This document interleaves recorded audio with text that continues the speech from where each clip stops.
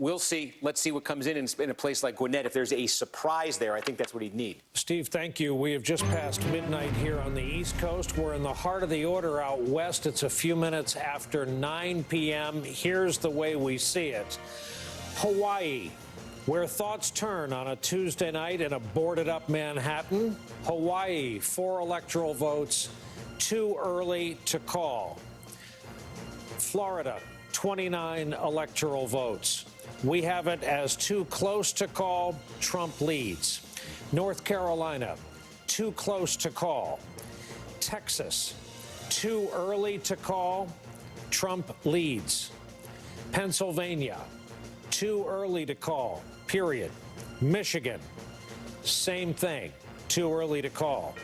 Georgia, too early to call. Arizona, too early to call. Biden leads. Wisconsin, too early to call. Minnesota, too early to call. Iowa, too early to call.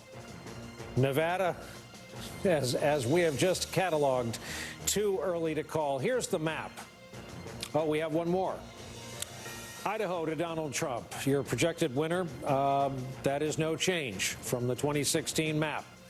Let's go to tonight's map, which you'll recall hours ago started in all gray without a single state filled in. That is about mirroring how these states have fallen tonight. We have so many in the margins yet to be decided. All indications are it will be days before we know. I am very eager to get to our next guest. He's been kind enough to be on our broadcast several of the past nights to talk about tonight, and that's James Carville. James, I need not remind you, you predicted this would be, hang on, we have a call in the Commonwealth of Virginia. Couldn't even introduce James. The projected winner in the Commonwealth of Virginia is Joe Biden. So, 13 electoral votes in his column, and let's put up where that leaves us on the road to 270 just to remind everybody, and then we'll talk to our friend James. 206 to 136 race right now, and there it may remain rather paralyzed. James, you predicted a night over, done and dusted long before this. How do you view this fight? What's going on? The first thing is every Democrat just put the razor blades and the Ambien back in the medicine cabinet. We're going to be fine. We're going to be fine. Governor Granholm, my dear friend, said that Michigan is a red mirage. Pennsylvania looks really good. We're going to be fine in Wisconsin. I think a big surprise here is Georgia. Steve Fernacki did a really good job telling people what's out. So Look, I hope that we would know earlier than we did. I think we're going to be just fine. I'm very optimistic. I've been talking to quants all night. People are rerunning the numbers, and we just have to hang in there, and we're going to win this little thing. I promise you. But just, stay up tonight, watch the returns. We're doing a job. I have my Pappy Van Winkle in the back, and I think I'll be able to crack it open. Maybe not tonight as I hope, but I will crack that little puppy open before this is over. I'm staring at the roses, Old Glory, and the bottle, and wondering which one is going to take precedence by the time we're off the air. James, what in your view did happen? And I'm not trying to hang you up here, but you and I talk often on the air. What did happen between your prediction of maybe 10 Eastern Time, 10:30? And where we are now, where we may be Thursday the next time we talk?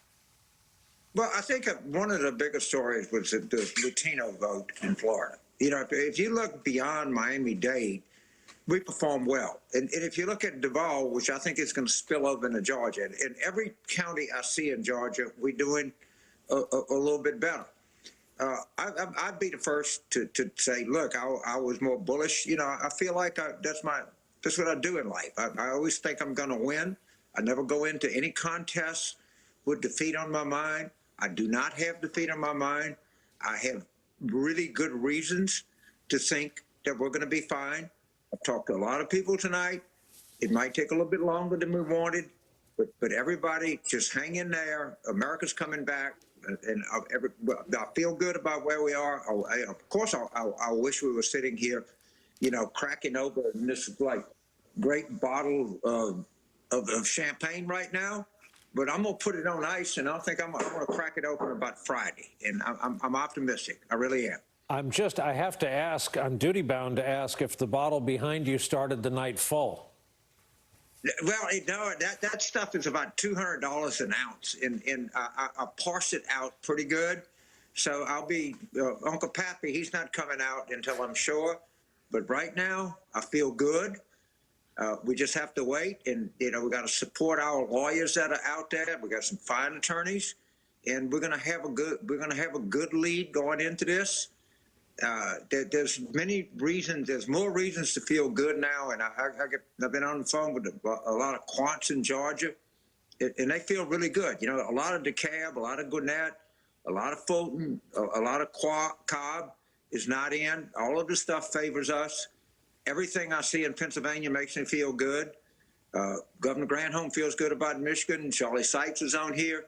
He knows more about Wisconsin than I know about Louisiana. He feels good.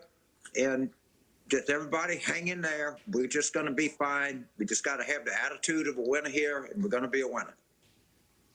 Rachel Maddow here in New York. I just wanted to jump in and ask you about that mention of the lawyers there. Do you expect that this may be ultimately decided by lawyers fighting it out rather than just by waiting for the count? Well, I think the count is going to be good for us, and I think they're going to have trouble. They'll try. They'll do everything that they can. I think when the count comes in Pennsylvania, I think we're going to see a lot of stuff later tonight. I got to tell you, these numbers in Montgomery and Delaware and Chester and Bucks are just awesome. And we're running them up pretty good. We're going to run them up more. The Allegheny numbers look really good. And, we just have to, we're accustomed to seeing elections where we knew things a lot earlier than we know it now, Rachel. But we're going to find out a lot, and I suspect what we find out is going to be good. And I think the United States of America is really on the road back. I really do. I'm very optimistic. Of course, I wish we would just pop it open this J. Strom champagne right now, but I don't mind putting it on ice. I can wait. I've waited I waited 4 years for this. I can wait another 4 days. Keep that shirt handy, James. James Carville, our guest tonight. I love the United States, Brian. Back at you. I'm right there with you.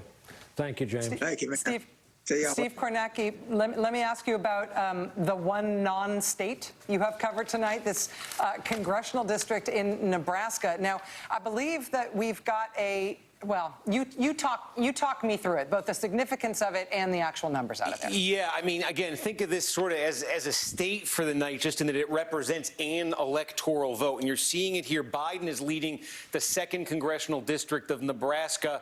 This is, basically a 10-point advantage for Joe Biden. So what is left to come in right here? I can tell you, Douglas County, which is Omaha, there's 2 counties that make up this district. Douglas County, Omaha is the one that's left to come in.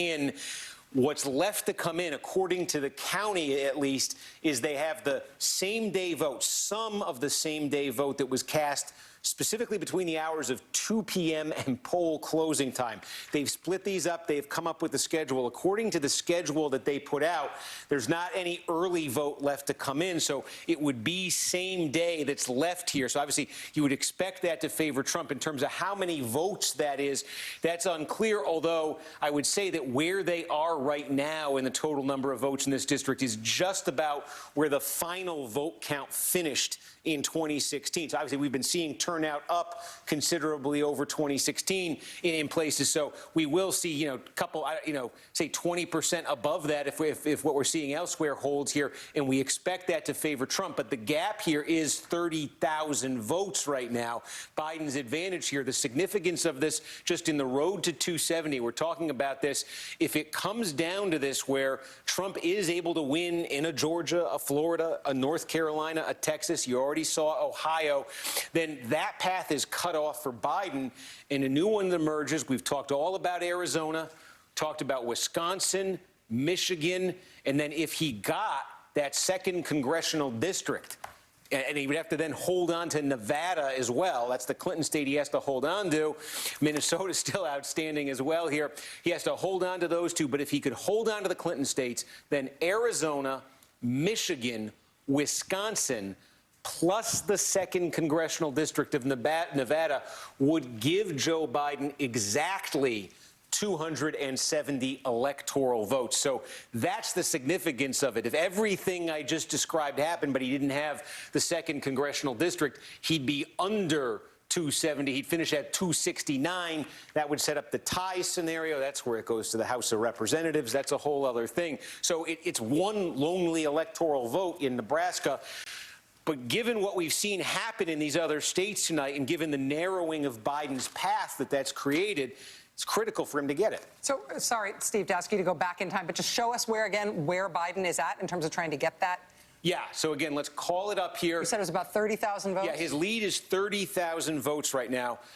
271,000 votes have been cast. In 2016, there were, let's get this working, there were 280,000 votes that were, I don't know if that looks like a 280. There are 280,000 votes that were cast in this district for president in 2016. So, yeah, 271. They were a little bit short of the 2016 level. Obviously, we've been seeing elsewhere the turnout is going well past 2016 levels. So there are more votes to come here. And according to the county's website, which has put out a reporting schedule here, they indicate that the votes that are still to come were same-day votes. They were votes that were cast today, specifically after 2 p.m. today. They split the day in half.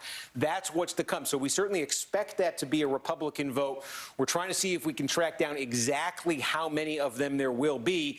Trump would obviously need to make up 30,000 in whatever is left to get the district. Wow. Okay. We'll be watching it just as closely as you are at this point. Let's bring Michael Steele back into the conversation.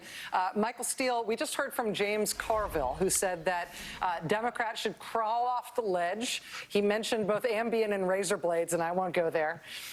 But he said that he is still planning on drinking his celebratory hooch. He's just not thinking he's going to get to drink it until Friday. So I put James Carville's take overall on this to you to ask if you're in the same place.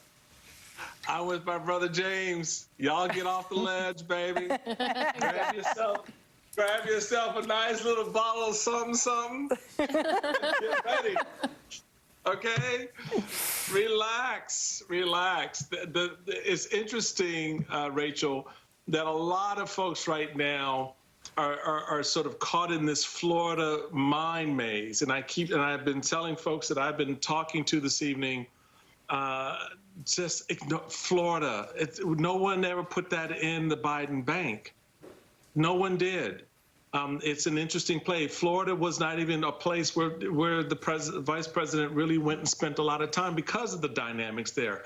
Their strategy was to look elsewhere on the map. Remember, the goal from the very beginning is to take back the 3 original bricks, Michigan, Wisconsin, and Pennsylvania.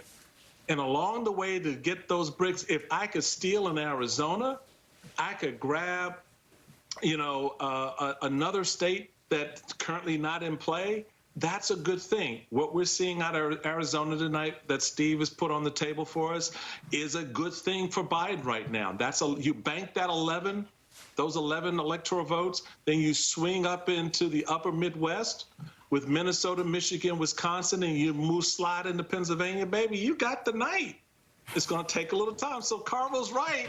He's right about the timing because of how those votes are going to get counted in Michigan, how they're going to get counted in Pennsylvania.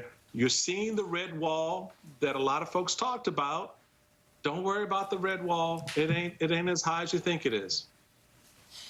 Michael Steele, let me ask you about the strategy on the Republican side, because we are now hearing that they are already starting to prepare to go to court in Pennsylvania. It's these ballots that need curing, issues with the ballots, and they're already trying to throw those ballots out. What is your read on that? Is that a sign that they are concerned that the actual, if it's tomorrow, this time comes in, that they themselves probably feel that that's going to go Biden's way? Yeah, no, that's exactly what you're seeing, Rachel. I'm sorry, Joy. It's what you saw earlier on. They sort of telegraphed the move in Pennsylvania. They sort of telegraphed the move in a number of other states where they got the lawyers all lined up. Look what they tried to do in Texas. And I, I speak of my party and the third party. I just can't believe some of the stuff they're doing to try to keep the ballots from being counted. They tried to throw out 130,000 ballots before they even got counted. So the reality of it is they know where these numbers are headed.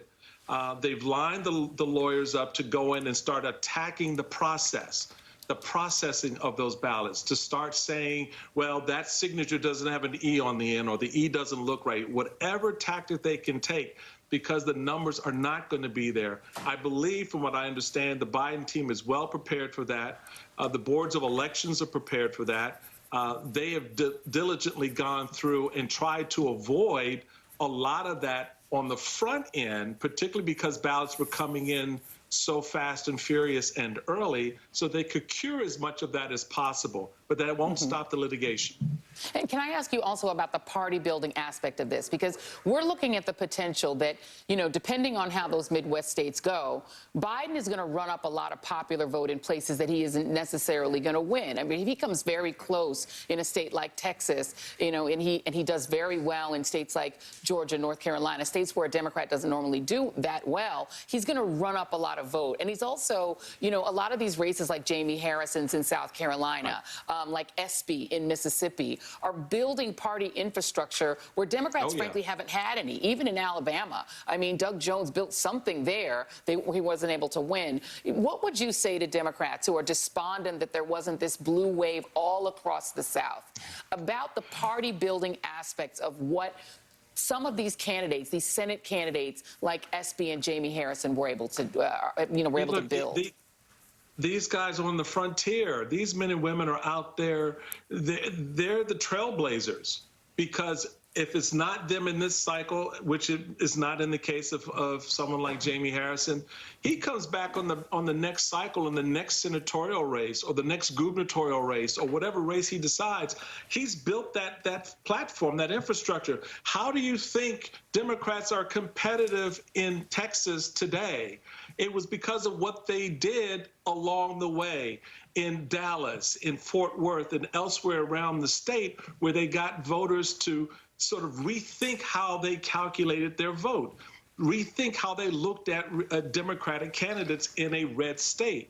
So don't fret on this. Look at this as the baseline foundation that these candidates are laying out for future races. This is the warning flag for Republicans, that the Democrats have figured out how to build their bench. And they know they may not get it in this race. Look, I'll go back to this point I made a little bit earlier with some folks. If Beto had decided to run in this cycle off of the foundation he built in 2018, you're looking at a different map in Texas tonight. Because that energy brings with it all kinds of other good things. It's not just the money, it's how voters begin to look at the race in toto. And someone like Beto in the race right now would help Biden pull the numbers up for the top of the ticket, as opposed to what a lot of people think conventionally, that the top of the ticket is helping a down ballot candidate. Those of us who know this game and how it really works know what a Beto O'Rourke in a Texas race in 2020 would look like versus 2018. And Texas looks a lot bluer with Beto on the ticket than without in 2020. Michael Steele, former Republican Party chairman. Sir, thank you very much for your words of calm and encouragement for everybody who's stressed out. It's just a bottle. Also, you're a good wine model. I'm just going to say it. All right, let's get it back to Brian. Since we have been talking with Michael Steele, we have learned that Joe Biden is due to be speaking within the next few minutes. Brian? He is indeed. It's going to be the same venue where we saw him accept the nomination, in quotes, during the virtual convention. This was planned for. At least the advance crew set up this as a possible on-camera location for tonight. The White House has a room similarly outfitted with flags and a lectern, though we've learned nothing about any plans by the president to speak. So we'll hear what Joe Biden has to say within the next 30 minutes, certainly, as we keep chasing down, and thanks to our friend Michael Steele for what was really an excellent treatise on the state of the political parties right now these days. Blaine Alexander is live for us in Atlanta.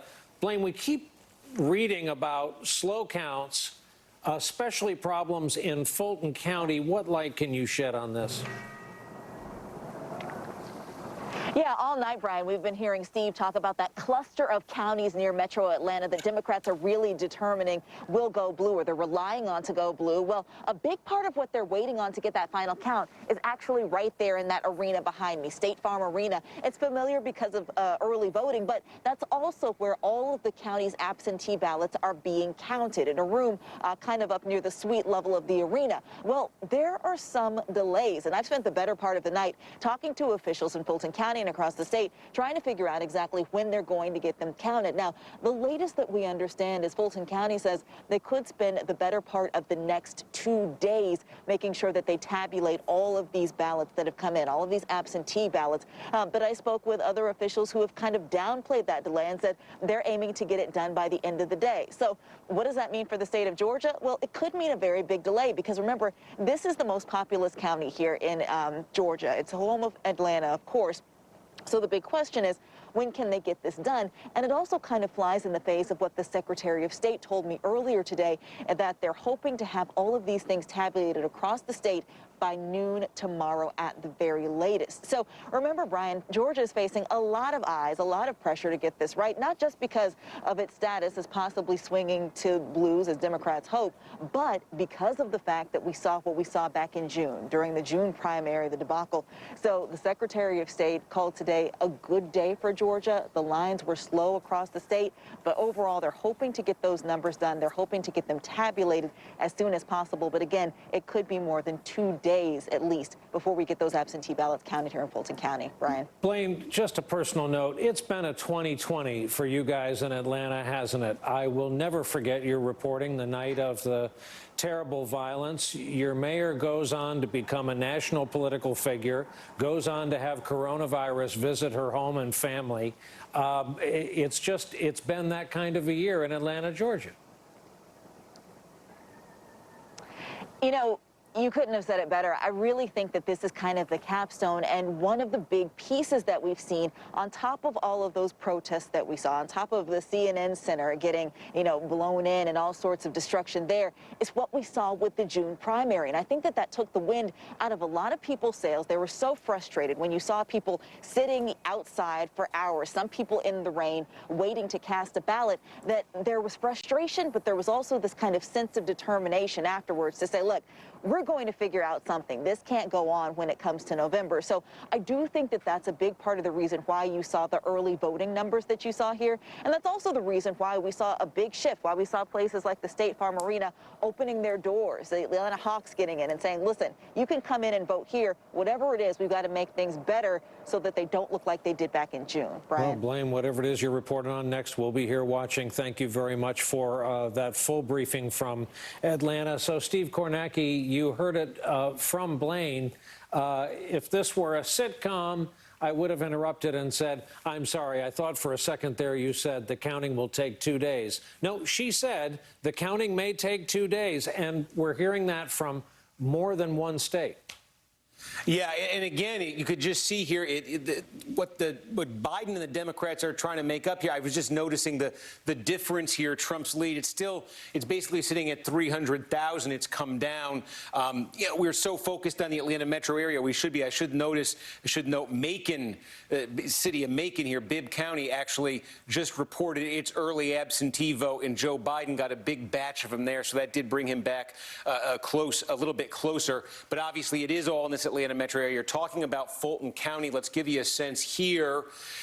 230,000 votes or so estimated, left to be coming in here. And again, you see the margin Biden's running at, even with the same-day vote, seems to be doing extremely well. And then how about this one? Next door, DeKalb County, 277,000 votes to come in. And again, this might even be a stronger area for Joe Biden. So, there are still, it's 500,000 votes between those two places. When you're looking at about a million left here statewide to come, we think there is still some room right there. But again, we're just trying to get a grip here, exactly how many ballots we're talking about in this area, exactly what that split is. It's still unclear in some places between the same day and the early.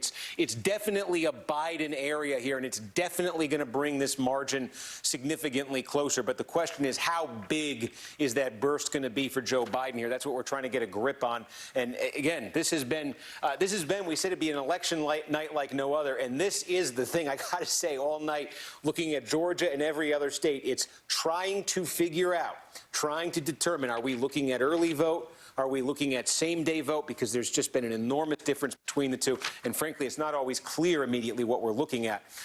Haven't done an election like this before. Steve, let me just run something by you in terms of the way I understand what we're expecting in terms of the time horizon for this election.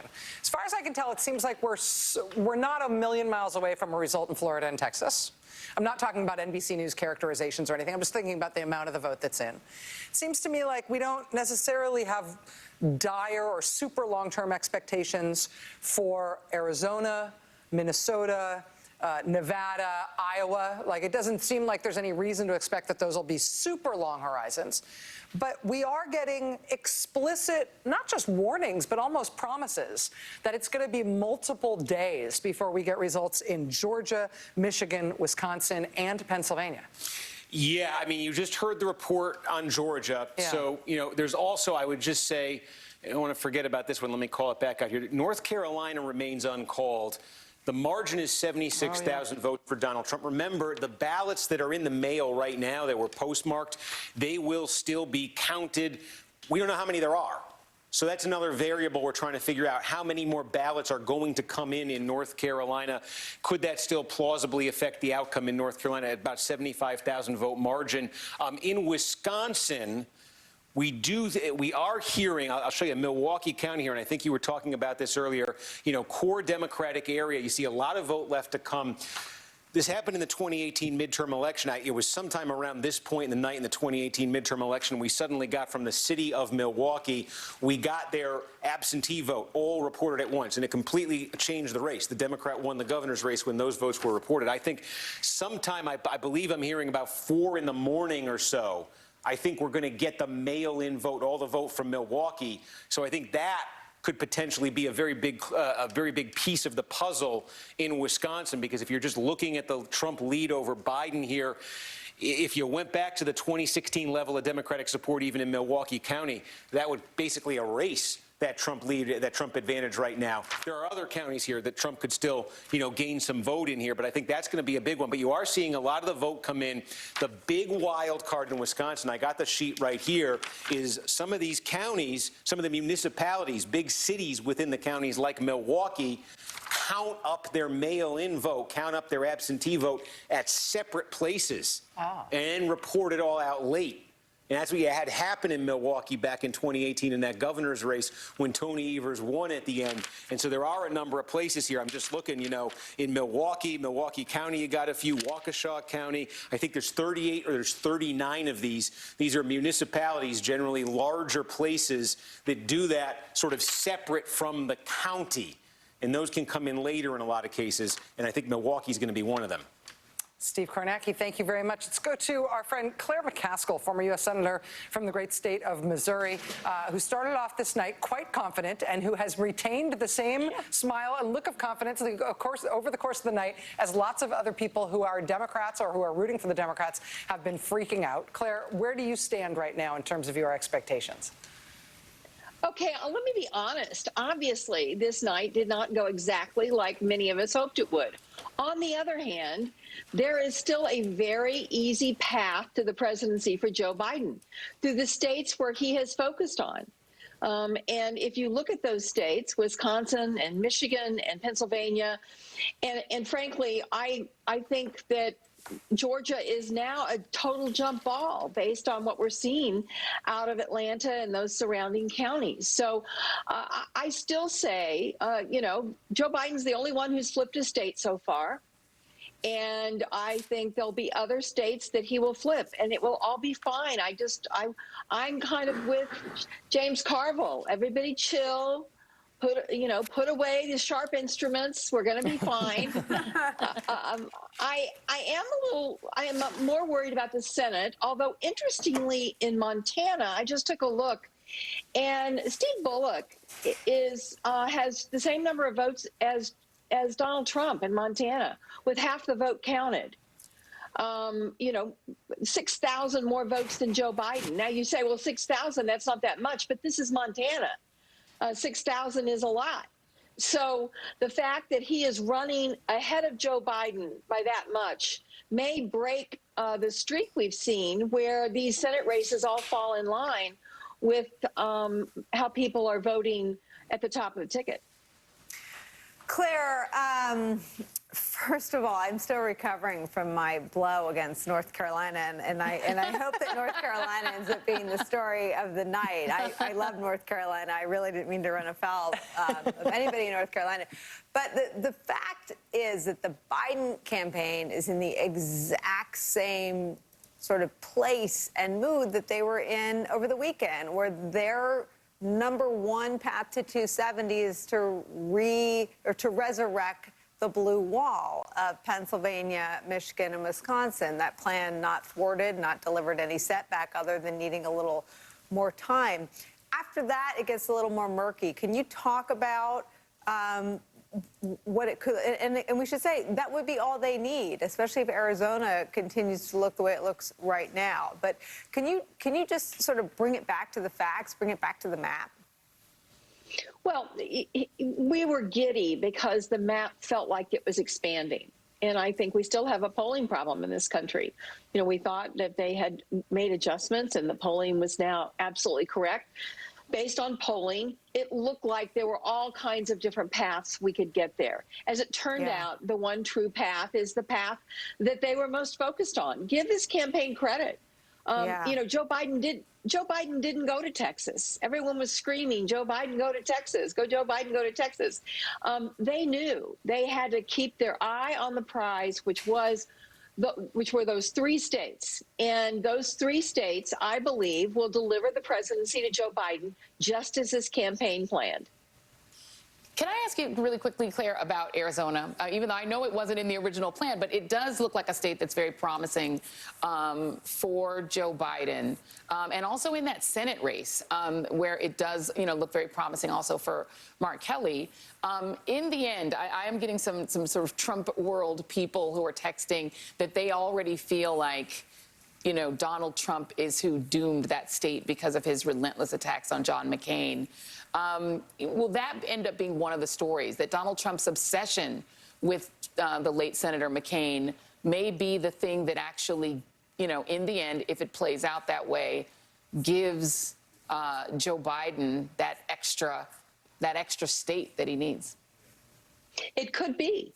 Obviously, all this campaign was about is flipping states that went for Donald Trump to Joe Biden. I know other places have already called Arizona for Joe Biden. I believe that will go in his column without a doubt. And so that's one. And he needs just a few others to flip. And the ones that he's got left are easier than Arizona. Yeah. I need to jump in here for a second. NBC News is going to change slightly the characterization of the race in one state.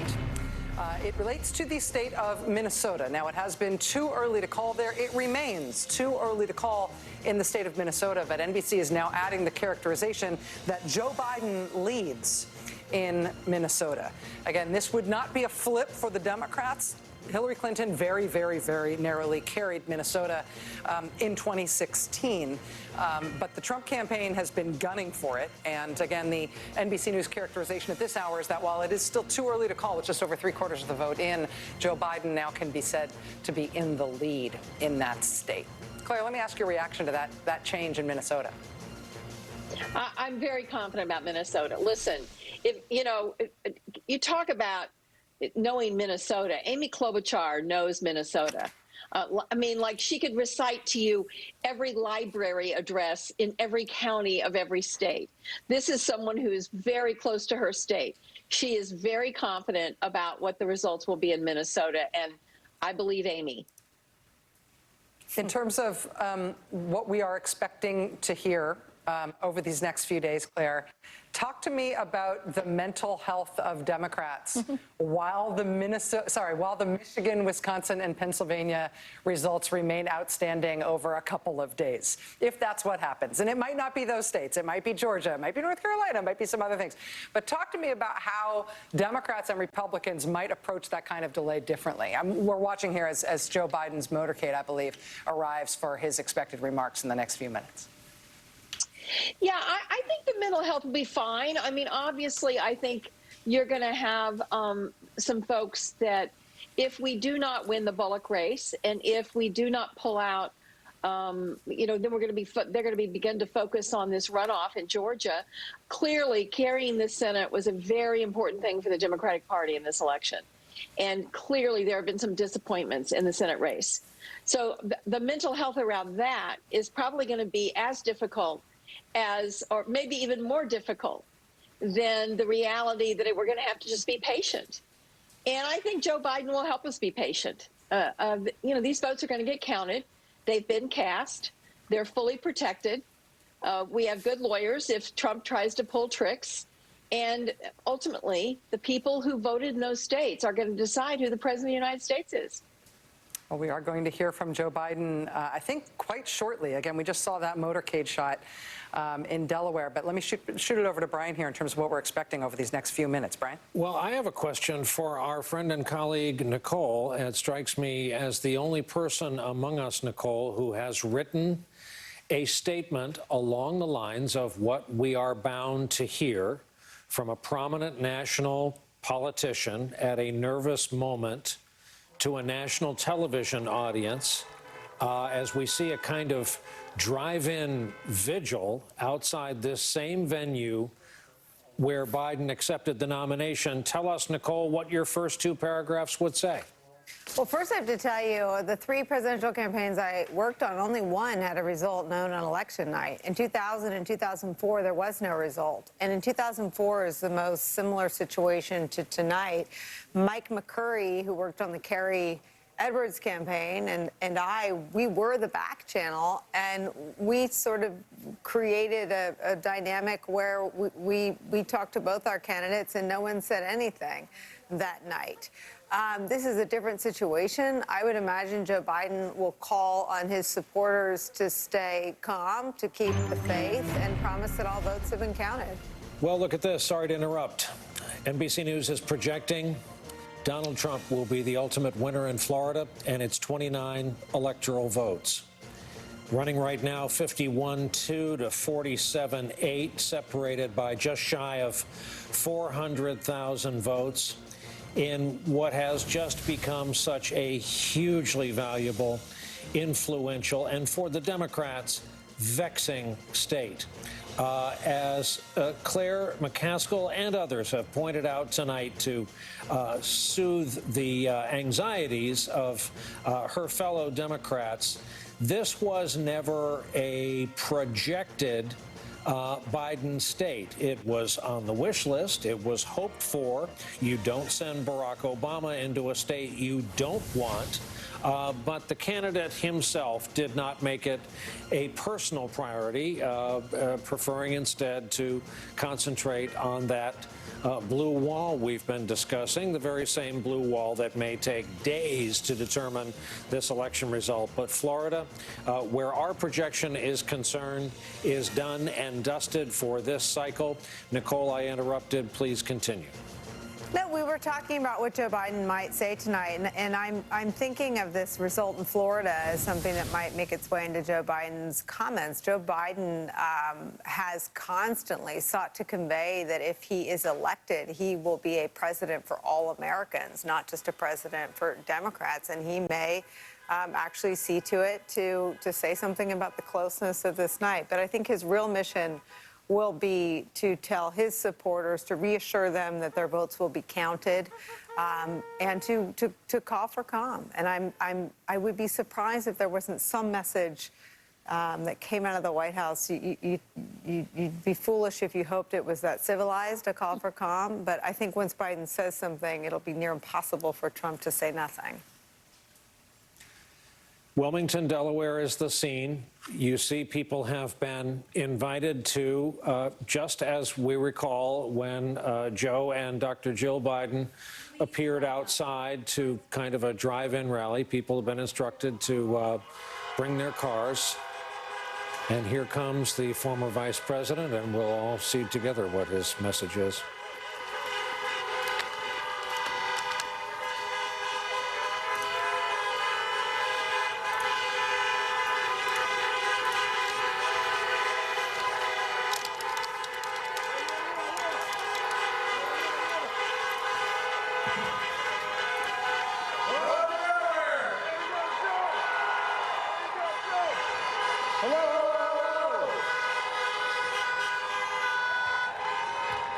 Good evening. Your patience is commendable. We knew this was going to go long, but who knew we were going to go into maybe tomorrow morning, maybe even longer. But look, we feel good about where we are. We really do. I'm here to tell you tonight, we believe we're on track to win this election.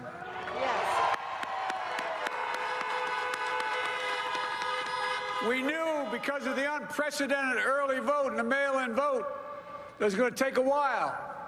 We're going to have to be patient until the hard work of tallying the votes is finished. And it ain't over till every vote is counted, every ballot is counted.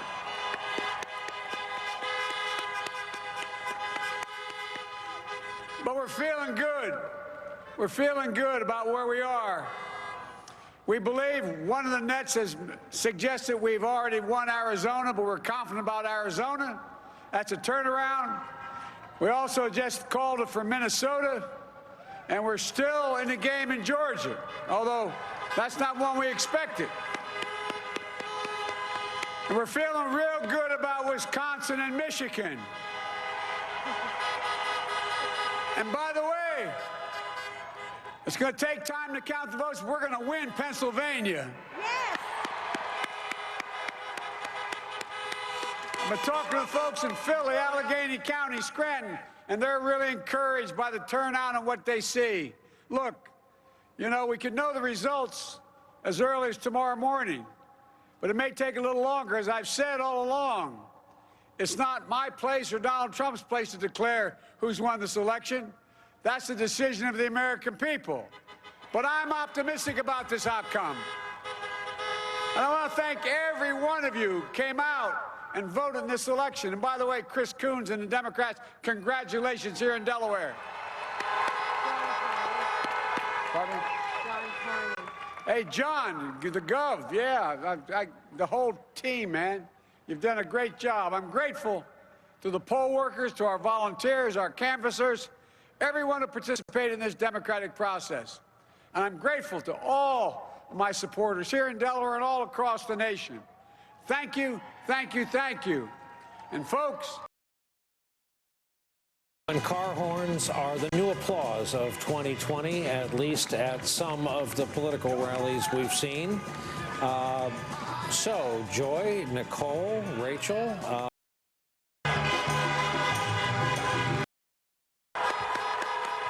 Your patience. And my grandma, when she was alive, you'll know, Joey, spread it. Keep the faith, guys. We're going to win this. Thank you, thank you, thank you. Your patience is great. Let's walk over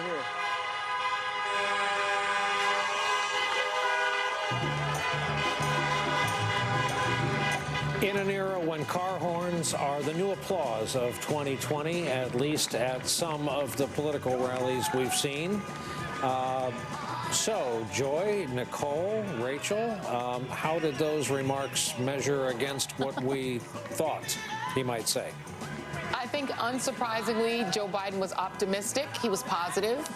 He projected confidence in the result, and he said what Nicole estimated that he would say, that be patient, we're confident we're going to win. I think that's what the Biden, voters needed to hear. I think that there is just such a deep anxiety out there and a disappointment that we didn't see a huge repudiation of Trumpism, but I think he did what he needed to do. He's come back out for an encore.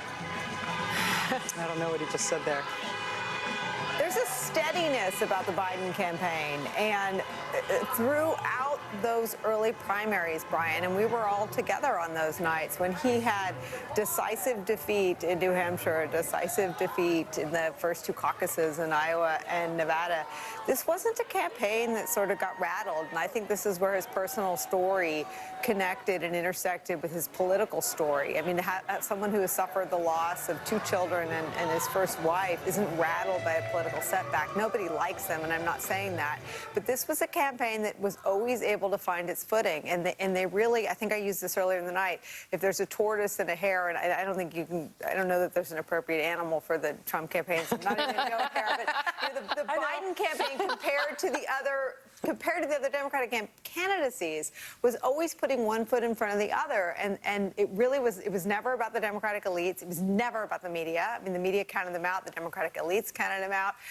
But Joe Biden has constantly exceeded expectations. I think one of the underreported stories of this cycle is that this is a campaign that is very low-key. It has, and I recognize this as a former campaign staffer, it has a habit. You have to imagine there have been some big debates inside this campaign, how long to sort of stay off the trail, what the event should look like. None of those leak, which just suggests, and again, you can't project this out and say they're going to win because they ran a campaign that didn't leak, but they're all good signals, and they also bode well. Things get really dicey when a result isn't known on election night. And this is just a very steady campaign. I happen to believe that campaigns take on the personalities and the demeanors of the people at the top. Joe Biden and Jill Biden and Senator Harris, I mean, they have created a climate where they were confident enough to walk out there tonight and say, guys, we got this. We're optimistic, but we need some more time. We need some patience. Yep. Joe Biden tonight saying we feel good about where we are. We are on track to win this election. It ain't over till every vote, every ballot is counted, but we're feeling good about where we are. He said one substantive thing about the states that are still in play. He said, we're still in the game in Georgia, and that's not even one we expected. Yeah. That was kind of interesting. And then he said, we could know the results as early as tomorrow morning, but it may take longer. It is not my place or Donald Trump's place to say who won, but I'll tell you, we're optimistic. Keep the faith. We're going to win this. That is a responsible way to approach asking for patience, praising people for being patient, saying, I am not declaring victory here, but I am optimistic, and I need everybody to stick with me, keep the faith. Just immediately in response to that, Donald Trump has now said that he is going to make a statement tonight, and he is already declaring the election a big win for himself. So presumably, President Trump will come out and, declare victory. And as Michael Beschloss would put it, he'll declare himself the king of Romania. That doesn't make you the king of Romania. Saying you won isn't the same as winning. But presumably that is what Donald Trump will do. Rachel, 3 minutes ago, there's another one, quote, we are up big, but they are trying to steal the election. We will never let them do it. Votes cannot be cast after the polls are closed. And in this case, it's capitalized as if someone is closing the Polish people. So we'll look into that. And when the polls get closed, it's the stuff gets weird. That's a disservice to us all. When one of us is affected, we are all Poles. Let's bring in Lawrence O'Donnell to talk about Lawrence's knowledge of the political process, his knowledge of Joe Biden, having known him way, way back in the U.S. Senate. Lawrence, what did you make of what just happened and juxtapose it against the event we can only guess about coming up from the president? Well, it sounds like the Trump event is going to be as crazy as we expected it would be at this point. But the Joe Biden speech did surprise me because It's the shortest speech that Joe Biden has ever given. I've been watching him make speeches since the late 1980s on the Senate floor and forward.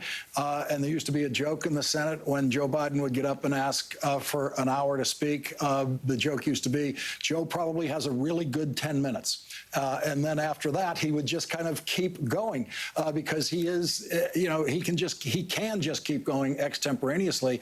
I was surprised, actually, rather than just go through exactly where we are in the election in a kind of pundit way, basically echo James Carville, which was necessary, absolutely necessary for him to say he believes he's going to win Pennsylvania, believes he's going to win the election.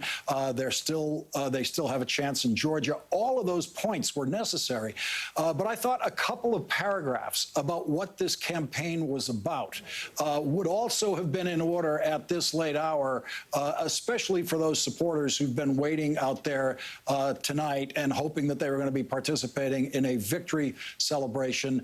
And again, that's a way to remind the country just how different this candidacy is from the Trump candidacy, because there won't be, I think we can be sure, there won't be anything uplifting in whatever Donald Trump has to say tonight. It'll just be crazy dictatorial madness about claiming the crown. But I was surprised that Joe Biden didn't give us a little more about what this campaign is about and how what will happen when these numbers are resolved by the end of the week. Lawrence, we have two bits of news, second part of which refers to your beat tonight. First of all, we are projecting the state of Iowa will go to Donald Trump when all the votes are in and counted. And more than that, Joni Ernst, it appears, is heading back to the U.S. Senate. She was under real and concentrated threat for her seat, had a bad debate appearance days before the calendar day of Election Day, and Joni Ernst, U.S. military veteran, is going back into the U.S. Senate. So, Lawrence, what do you make of those twin developments? Well, so far, it's a tough night for Chuck Schumer. He was hoping by now to have picked up the 4 seats that he needs to get the majority in the Senate. It is now a real struggle. It is now slipping into what you'd probably call less than likely at this point for the Democrats to win back the Senate. It isn't over, but it would take some surprises. Claire McCaskill pointed out the Montana race is running in a way that is surprising people. That was not ranked as likely that Bullock would be that strong in Montana. But Montana's elected Democratic senators before. The other senator from Montana is a Democrat. So there is a way for a Democrat to win in Montana. But this is one of those situations where there were higher expectations for some of the other candidacies that have not performed as well as Bullock has. You're saying this is not quite the era of Mike Mansfield? I mean, look, John Tester. They have John Tester now. They had Max Baucus for decades in the Senate. So Montana has always had a Democratic inclination toward the Senate. It just needs the right candidate, and it looks like Bullock may very well be that right candidate. Rachel? I want to bring into the conversation now David Plouffe, former Obama campaign manager, as we look both at these Senate races and as we look forward to what we are all, of course, predicting to be inspiring, level-headed, responsible, and civically minded remarks from President Trump tonight, who has also already told us that he's going to claim victory and say the Democrats are stealing it, which will be a cause for national ridicule by everybody who doesn't believe every word that he says. David, what was your reaction to the Biden remarks and your expectations in terms of the president? I thought they were the right remarks, and I think people just want to know who's going to win the election. So I don't think you want to go and give a version of your stump speech. So I think it urged patience, it urged calmness, and most importantly, he had confidence. He didn't go out there and say, let's just wait till the last vote's counted and we still have a shot. He's saying we think we're going to win. And listen, there's no doubt that, the Texases and Floridas and Iowas of the world in kind of the dream scenario in the presidential race weren't there. But, Joe Biden's leading in Arizona. Donald Trump's home network, Fox, has called it for him. Joe Biden has a significant lead in the 2nd Congressional District of Nebraska, which we should all be talking a lot more about. He's considered, I think, the favorite by analysts in Michigan and Wisconsin. And Joe Biden clearly thinks he's got an edge in Pennsylvania. So Donald Trump's going to go out there with that being the reality, where, Joe Biden right now, I think, has a credible case that by tomorrow or by Friday, he will be elected president of the United States. So the landslide's not in the offing. But the path to 270 for Joe Biden remains alive and well. And so I think the fact that he was that confident tonight, I've seen many people give that speech where all the votes aren't in, not everything's been called, but you know where it's going, and you're much more cautious. And I think the fact that he was so clear that he thought they were going to win means his great campaign team, led by Jen O'Malley Dillon on down, likes what they're seeing in the remaining states and that very important congressional district in Nebraska. In terms of these expected remarks from the president, I think that the president has undercut the impact of his presumably premature victory declaration by telegraphing it for so long. So I think everybody sort of knows to expect it and is sort of braced for the fact that that will be a false claim by the president if, in fact, he makes that claim tonight.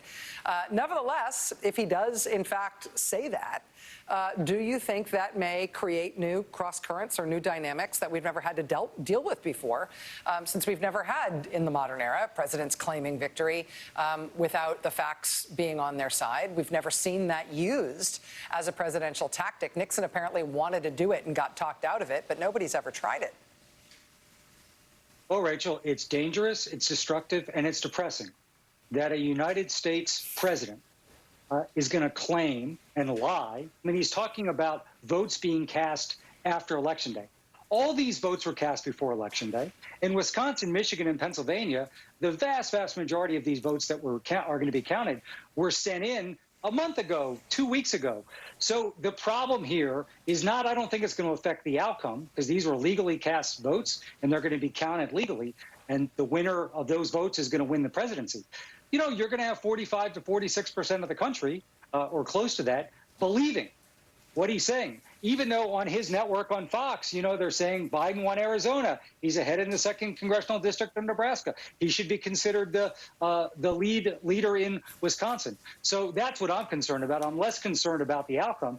But, this is going to be a really, really ugly 24 to 72 hours, something we've never seen in American history. And I agree with you. I think it's more bark than bite, but it's still going to be really hard to watch. Well, right. And hey, this is Joy. And I think that's the anxiety that people feel, right? That, that we're going to wind up in court in Pennsylvania, that we're going to wind up with the Trump campaign challenging ballots in Arizona or everywhere else, and that, it'll sort of never end. And then it becomes a case of, can we trust the courts, which have been ceded by Mitch McConnell and his senators, some of whom got reelected tonight, as did he. How confident are you that Democrats actually can prevail? I know they've got great lawyers, but how confident are you that if this winds up being a huge, messy battle in the courts, that Democrats can come out of that on top? Well, Joy, they have great lawyers, and I think to date they've had great success in all the election lawsuits. But listen, Pennsylvania, Michigan, and Wisconsin didn't count the vote ahead of time, like we saw in most of the other states, by state law. So these states are just following the state law, and they will be producing those votes. And again, these aren't, ballots that were sent in on Saturday that they're going to receive on Thursday. These are all the early vote and mail ballots throughout the period, number one. So I feel confident, despite the court, despite we're going to have an American president basically saying democracy's over in the United States. It's over. I believe I should stay as president. Doesn't matter what the voters said, and I've won the election. So that's going to be ugly, and it's going to be depressing, and it is going to be nerve-wracking. But at the end of the day, these votes are going to be counted, the rest of them in Arizona, in North Carolina, in Georgia, and in those 3 key states, following state law, following established practices. David Plouffe, former Obama campaign manager. David, thank you very much for being with us. I'm feeling it's not over for you tonight with us, just as it's not over for you at home either, as we close in on the top of the hour at 1 a.m. Eastern time. I think I'm handing this to Brian at this point. Yep, well, we got the magic sound coming. We should have the magic whoosh that indicates I could make the noise, but it'll be weird. There you go. There it is. Now it's official. Rachel, if you wait long enough, you can be awake for poll closing in Alaska. Woohoo! It has happened. 3 electoral votes without consequence. Alaska is, in our determination, too early to call. North Carolina, with significantly more electoral votes, is too close to call at this hour. Texas, too early. We have determined Donald Trump leads that race. Pennsylvania, too early. Georgia, too early. Michigan, too early. Arizona, too early. Biden leads. Wisconsin, too early. Minnesota, too early. Biden leads. And Nevada, too early, which leads us with an electoral map thus far that looks like this. 205-171 is where we are. We all know where the states are, where the numbers are that'll plug in those totals. Steve Kornacki has been living in the numbers all evening long. Steve, how you doing? I'm doing good, Brian, and we're keeping an eye here on Wisconsin. And again, looks like about, over 70% of the vote here has been counted in Wisconsin. You see the Trump lead here is 114,000, but a lot of the suspense in Wisconsin right now is coming down here to Milwaukee County, and you can see only 36% of the vote so far. This is a big Biden county, big Democratic county. They had, to give you an example here, in 2016, let's see if I can show this. In 2016, there were 434,000 votes that were cast in this county. Right now, they have tabulated just it went off the screen. Right now, they have tabulated just over 200,000. So they're basically halfway to what they got in 2016. So when you see this lead that Donald Trump has, Milwaukee County is a big thing yet to come. And like I said, we're expecting in a couple of hours, they have the city of Milwaukee itself, some of the other cities, municipalities in Milwaukee County. They count up their absentee ballot. They count that up separately. Then they report that out. So that's what we're expecting, sometime in the next few hours, 3, 4 a.m., something like that. I think we're expecting to get the full vote from Milwaukee County, and that's really what's going to give us the picture of where things land in Wisconsin. There was a governor's race in Wisconsin just 2 years ago. Scott Walker, the Republican incumbent, led all night. It was very narrow.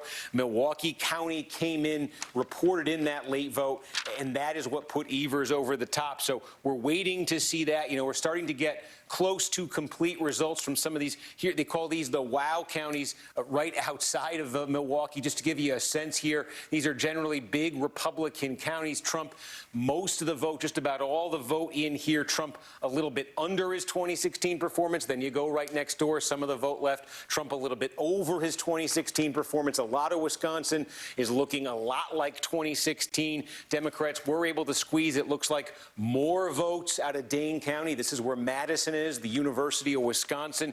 You can see here Clinton got 71%, Biden doing better, and just extraordinary turnout there for Democrats as well.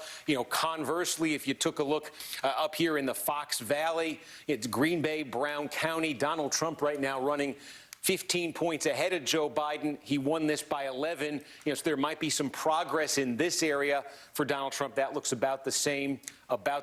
So, this is kind of nip and tuck in most of the counties around the state right now, with that big gap in Milwaukee County that we just don't know. Trump has what looks like a substantial lead statewide. But really, I think a lot of this in Wisconsin is coming down to what we find out in the next few hours from Milwaukee County. In terms of when we are going to find out crucial information, we're going to go back to Fulton County, Georgia right now, where our reporter Blaine Alexander apparently has some new reporting on the expectations for that count in Fulton County, where Atlanta is the seat, and what that might mean for the Georgia numbers overall. Blaine, what do you have? Well, Rachel, we've learned that the counting continues tonight. You know, right here in State Farm Arena behind me, we've learned that there are 5 people who are still inside, still working to scan those absentee ballots and try and get those numbers tabulated. Now, initially, we were told that everybody went home at about 10:30, but I just got off the phone with the county spokesperson who tells me that indeed there are still some people in there quite literally burning the midnight oil, scanning ballot after ballot and trying to get that information in. Now, separately, Rachel, we've also learned that there are about 100 or so county employees at the county warehouse, not too far away from where we are right now, who are working to tabulate those early in-person ballots. So we've got 2 different operations happening at the same time. And of course, the big question is, what exactly will this mean for when these votes are tabulated? And we don't know the answer to that yet. I asked the Fulton County spokesperson, and she said she's still pointing to that expectation, that prediction rather, of tabulating over the next 2 days. Of course, if they get it done earlier, that's fantastic, but she was not ready to say that this would have an impact on getting it done. I've also reached out to the county chairman to try and get some information on that. But again, it really underscores just how crucial Fulton County is in this entire puzzle piece when it comes to the state of Georgia. Again, the most populous county, expected to go heavily blue, and waiting to get those numbers in right now. The final piece of this is how long they're going to be counting tonight. Again, they couldn't say how long they're going to be staying up and doing this, but she did tell me this, Rachel. She said, it looks like people are in it for the long haul tonight, and it doesn't look like they're going home anytime soon. And Blaine, specifically, you said 5 people are inside that building? That's 5 actual individuals who are working on all the absentees in Fulton County right now? Just 5? I had to clarify that myself too, Rachel. You know, we actually spent time inside that room, and when we were there were about 3 dozen or so employees who were kind of working, opening, scanning, sorting different sorts of ballots. So what I understand is that most of those people left. We actually saw them leave around 10:30, but the people who have remained are the ones who are scanning those ballots that have already been opened, already been sorted. So that kind of assembly line work has already been done, and now they're taking those piles and scanning those in manually. So yes, about 5 people who are doing that right now. We're told that the rest of the people are going to return tomorrow morning and continue this process. Rachel. Wow. Talk about having the sort of fate of the nation in your hands. Those 5 people, and as you said, the 100 people at the county warehouse. Blaine Alexander, incredible reporting tonight. The nuts and bolts about what's happening in Georgia as we await those all-important counts from Fulton County. Blaine, thank you so much. God, that is fascinating. Right now, again, to give you the lay of the land, we are awaiting results in a few states where NBC has characterized one of the 2 candidates as being in the lead. NBC has characterized Trump as being in the lead in Texas, even though Texas is not called. NBC News has characterized Joe Biden as being in the lead in both Minnesota and in Arizona, although neither of those have been called. North Carolina, it's too close to call. In Nevada, it is too early to call. In Pennsylvania, Wisconsin, Michigan, Georgia, it is too early to call.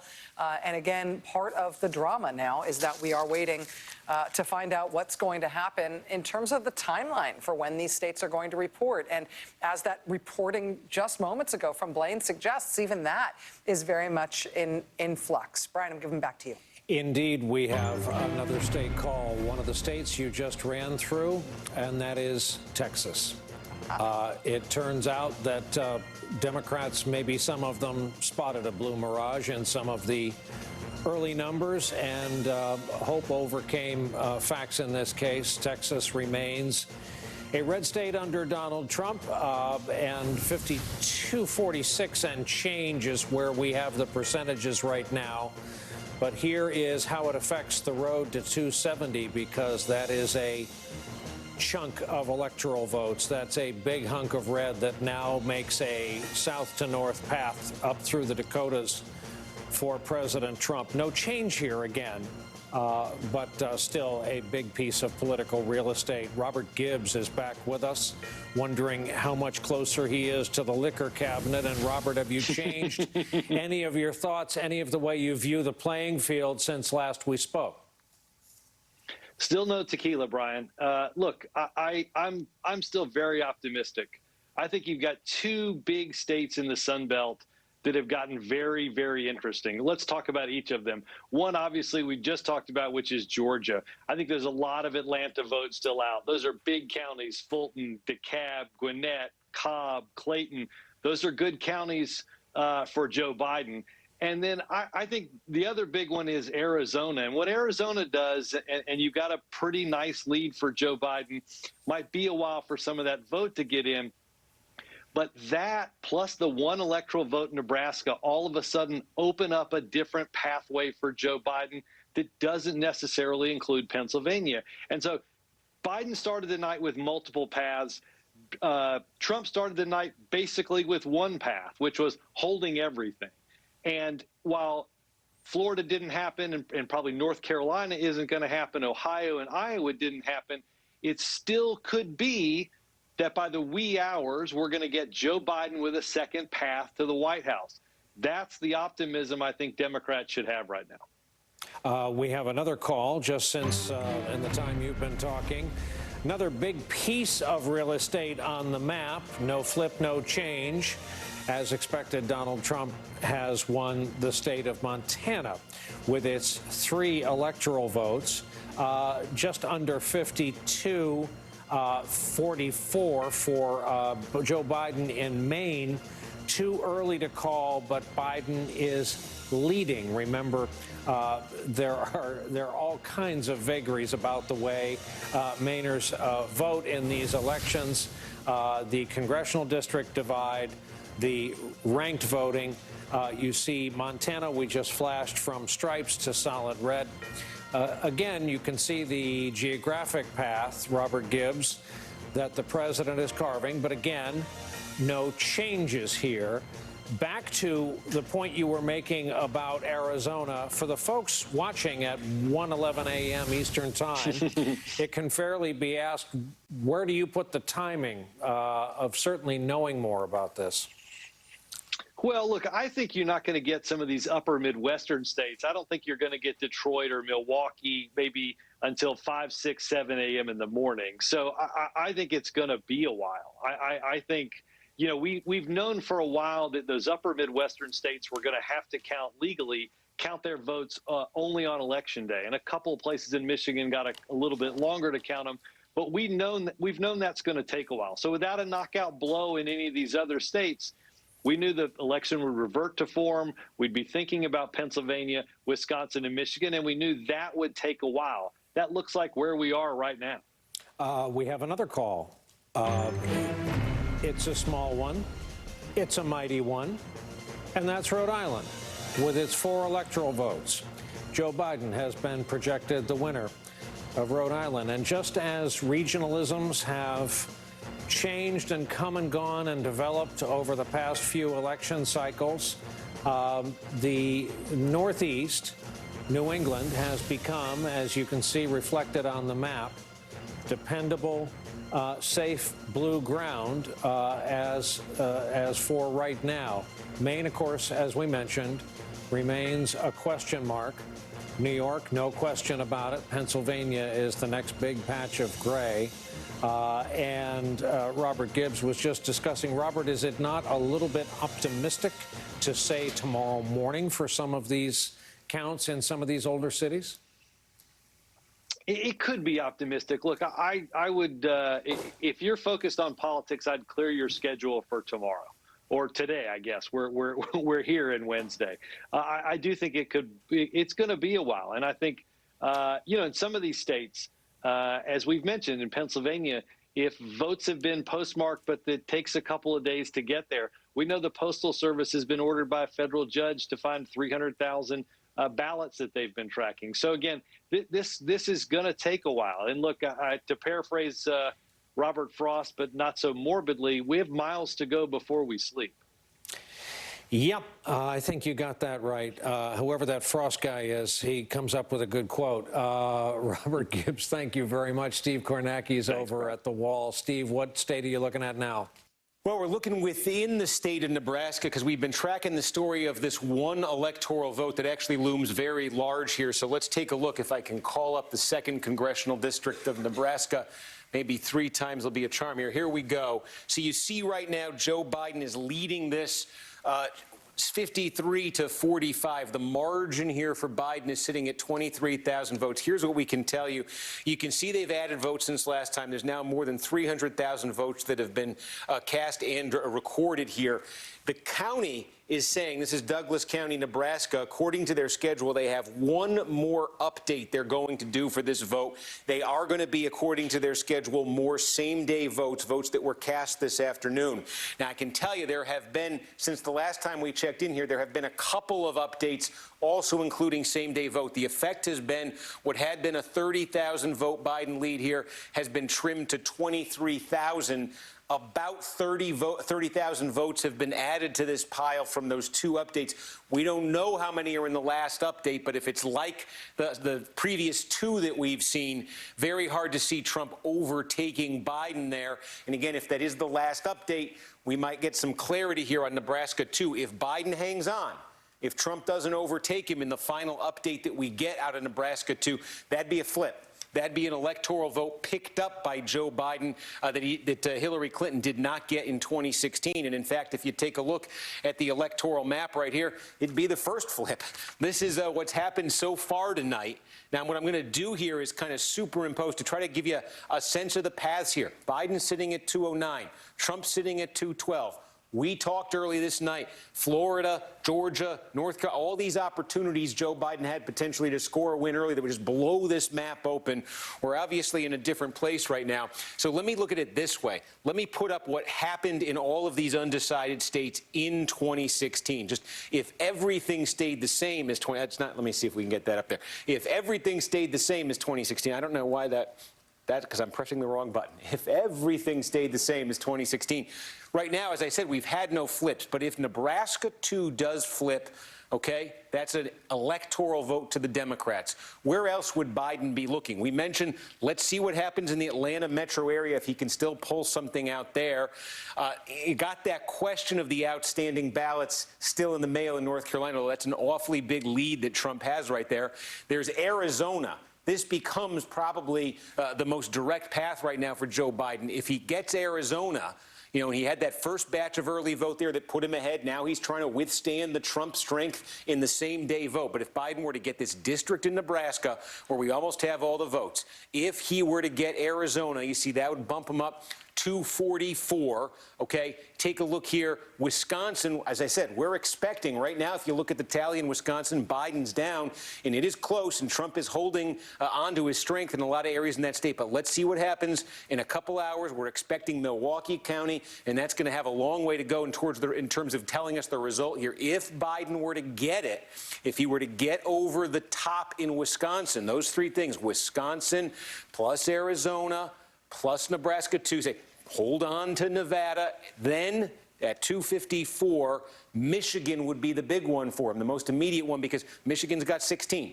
And if he got that, if Biden could pick off Michigan in this scenario, there it would be for him. It would be 270. Again, that is Arizona. You hang on to Nevada. You pick off that one electoral vote in Nebraska 2. You get Wisconsin, where let's see what happens in Milwaukee County in a couple hours. You get Michigan, where, as you've been hearing, the voting is just all over the place. They're trying to get a sense of exactly what's going on there. The only other state we're not really addressing here, let's see, it could be even later, is Pennsylvania. But Biden now is going to have to take, it looks like, potentially some of this Midwest path to the White House we were talking about. Would it come down to that? It's starting to look like it might.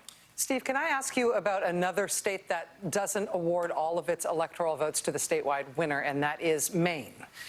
We now have a characterization of the presidential race in Maine that it is too early to call, but Biden is in the lead. Is it possible that Trump could be looking at picking up an electoral vote in that northern congressional district in Maine? Yeah, and it would be, technically he'd be holding on because he won it in 2016 as well. But let's call up, see if we can get that up. Okay, this is the 2nd Congressional District of Maine. This is the much more rural Congressional District of Maine, very blue collar. And again, what you're looking at here, the designation is too early to call. Trump won this district by 10 points in 2016. His lead right now over Joe Biden is sitting at nearly 8 points. There still are some votes to come in here, although I would say tonight, when you start looking at the map and the trends that we've been seeing across different states, Ohio and Iowa, rural areas of the South in particular, it's those blue-collar, rural areas, white voters, blue-collar white voters in particular. Trump has really been asserting strength there that he had in 2016. There was a lot of question coming into tonight if there was going to be slippage there. In a lot of these places we've seen tonight, there hasn't been much slippage. And so far, at least, in the 2nd Congressional District of Maine, still some votes to come. That is nearly an 8-point advantage there for Donald Trump. Again, he won this by 10, and this is one of those places where that had been a big, big shift from before. Democrats had been winning this every time they'd had it up for an electoral vote. So if Trump does hang on here, he's hanging on to an electoral vote that he won in 2016. Steve, let me also ask you if we can go diagonally across the entire country and go back to Arizona and Nevada. 2 interesting cases there in terms of the count, because for a long time now, for a considerable amount of the night, the NBC projection in Arizona has been that it is too early to call, but Joe Biden is in the lead. And you were just saying that Biden took a big lead with the early votes and is trying to withstand the Trump onslaught in terms of day of votes. And then in Nevada, we spoke with John Ralston earlier about how late the voting how late the counts are being reported out of Nevada.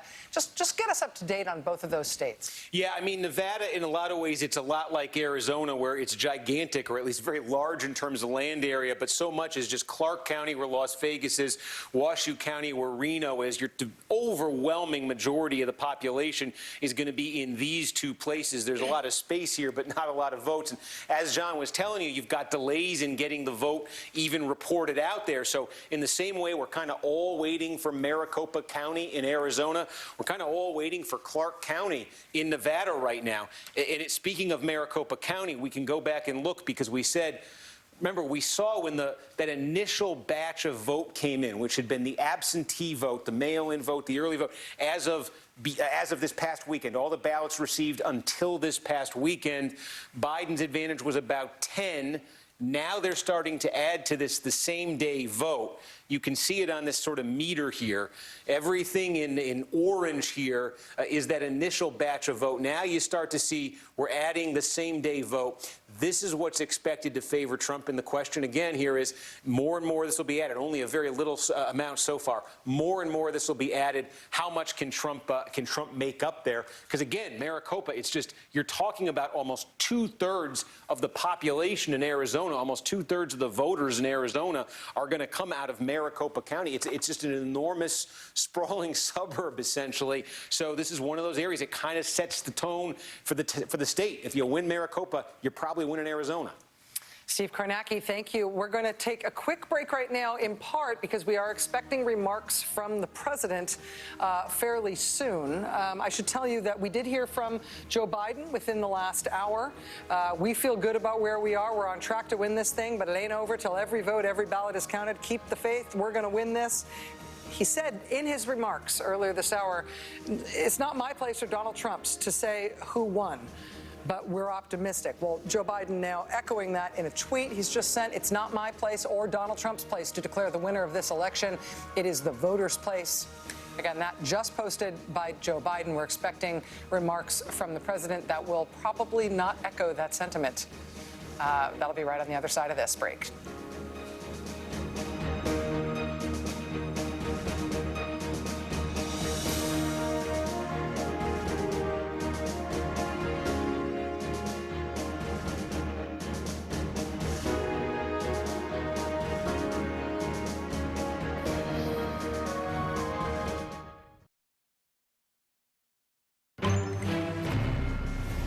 Welcome back. Coming up on 1:28 a.m. here in the East, our characterization of the race in Georgia has flipped from too early to call to too close to call. And if you've been following our correspondent Blaine Alexander, her reporting on the counting process, we could be at too close to call for some time. And we are very happy we detailed the electoral situation in the state of Nebraska, for those of you with calculators who were paying attention, because we have a call on Nebraska 2. Steve Kornacki, that district with its one electoral vote, where we're reminded Donald Trump flew in and did a rally looking for that electoral vote. That was the famous evening people had a 3-mile walk in the cold. That has been awarded to Joe Biden, correct? Yeah, and there it is. We were just going through it. We can call it back up on the screen right here. This is Omaha metro area. And again, these are the same numbers we were just looking at. There's one update, I think, to come here, but there weren't too many votes left. This is a district Democrats felt very confident in because we've talked about the growing Democratic strength in suburbs, metropolitan areas. Donald Trump had carried this by just 3 points in 2016. Democrats were very confident they could get it this time. Barack Obama, by the way, back in 2008 when he beat John McCain, also carried this district. It had been Republican since then. It goes back to the Democrats, goes to Biden tonight. Democrats get their first electoral vote out of Nebraska in a dozen years. I mean, how about that, though? Just think about it for a second. I got to check the time here. We're at 1:30 on the East Coast. And for all of our talk before this election about is this state going to flip, is that state going to, the first thing to flip didn't happen until 1:30 tonight. And it's a single congressional district in Nebraska. Otherwise, this map is holding to form from what we saw 4 years ago. Unbelievable. And still no call. We have a characterization on Maine, too. What do you got? What do you got? And Georgia, we have been monitoring this in the Atlanta metro area where there's just a ton of outstanding vote, and we're trying to make sense of that. We did just get a bunch in here from Gwinnett County. Okay. Take a look here. There's not much left to come now. We think maybe just a little over 10,000 votes here. Look, Biden's going to win the county. That's going to be progress for Democrats. This was a 6-point Clinton win in 2016. It's going to be upwards of 20 points here for Joe Biden. But what did that do to the statewide tally here? Call that back out. Trump is still ahead by 236,000 votes. I think one of the things we saw here in Gwinnett County is that a lot of these late ballots perhaps were cast same day, and that might have benefited Trump a little bit more because he's doing better with the same day ballot. So again, 236,000 votes. The big outstanding pieces of the puzzle here, still Fulton County where Atlanta is, and still DeKalb County, overwhelmingly Biden, and you've got a ton of votes there as well. So DeKalb, Fulton, I think, really becoming the ballgame here in Georgia. DeKalb not even 40% in and processed yet. Rachel, the word from our White House folks, the White House pool, is that this is going to be an East Room event, apparently, from the president within the next 30 minutes. Correct me if I'm wrong, Brian, but didn't we hear in advance of tonight that the president was going to be convening his sort of election night party, his watch party, at the White House in the East Room, and that it was expected to be several hundred people indoors in D.C. in the middle of the pandemic, which is troubling because of the pandemic. Do we expect him to be speaking in front of a crowded room full of unmasked people who are going to be cheering and breathing in each other's faces? I think there's every possibility that is the case. From what I understand, the gathering has encompassed parts of the East Room and State Dining Room there on the second floor. He's been upstairs in the residence, it is said, watching the returns, and so we'll get to see that. It should be noted that the president telegraphed the fact that he was going to falsely claim victory while there was no responsible way to project the outcome of the race, while millions of legitimate votes were still being counted. We haven't heard that explicitly out of the president's mouth tonight, although we're expecting to hear that because of his tweets. But the president already has made demonstrably false claims about the election, talking about the fact that telling his social media followers tonight that he's up big, but the Democrats are trying to steal the election. There are millions of legitimate votes still to be counted. It is a false claim that anybody is trying to steal the election. But the president making those claims tonight is setting the grounds to try to undermine confidence in the count. And the count is not only going to continue tonight, it's going to likely continue for days before we have any projection of what the result were going to be. So, again, this is something that the president telegraphed, that we knew was coming. Therefore, it is not surprising. Just not being surprised by it doesn't mean that you can't be shocked by it still. This is uncharted territory for an American president and for American democracy to have one of the two major party candidates, let alone the incumbent president, saying that the election ought to be over and he ought to be declared the winner, and anybody trying to claim otherwise is stealing it from him. I mean, we expect this, I think, because it's Donald Trump, but we do not expect this of our democracy. And we have yet to see how our democracy will handle that kind of a destabilizing, dangerous, anti-democratic, and indeed authoritarian claim from somebody who has a lot of power in terms of his control of the federal government to try to control how this ongoing count is handled in all these states where it still remains to be resolved. Yeah, the front page of today's New York Times was an extraordinary statement along these lines. It wasn't the usual, candidates make their final barnstorms through the battlegrounds. It was a front page story with 4 bylines about how Trump, I think the direct quote was, Trump seeing no path to an electoral win plans legal challenge to the vote. Mm-hmm. And this being Trump, it's not a hidden strategy unearthed by investigative journalism. It's on his Twitter feed. Yeah. And I think the counter to this is always to sort of stick with reporting that you already did. I mean, Bob Bauer was waiting for this. He's literally employed thousands of lawyers across the country, and they're ready to deploy to defend the legality of the vote. And the good news is it's not in question that these votes are legal, and there's no doubt that they'll be counted. Yeah. Forgive us, the state of Minnesota has been projected to go in the Biden column. It's late at night, but it happened. It got a little wobblier earlier in the evening than a lot of Democrats would have preferred, but as Claire McCaskill pointed out in her prediction that it would go blue, it went blue. That's the margin that we're working on right now, 53.5 to 46 and change. And here is where your road to 270 is, 220, 213, but it's early yet. Sorry, Nicole.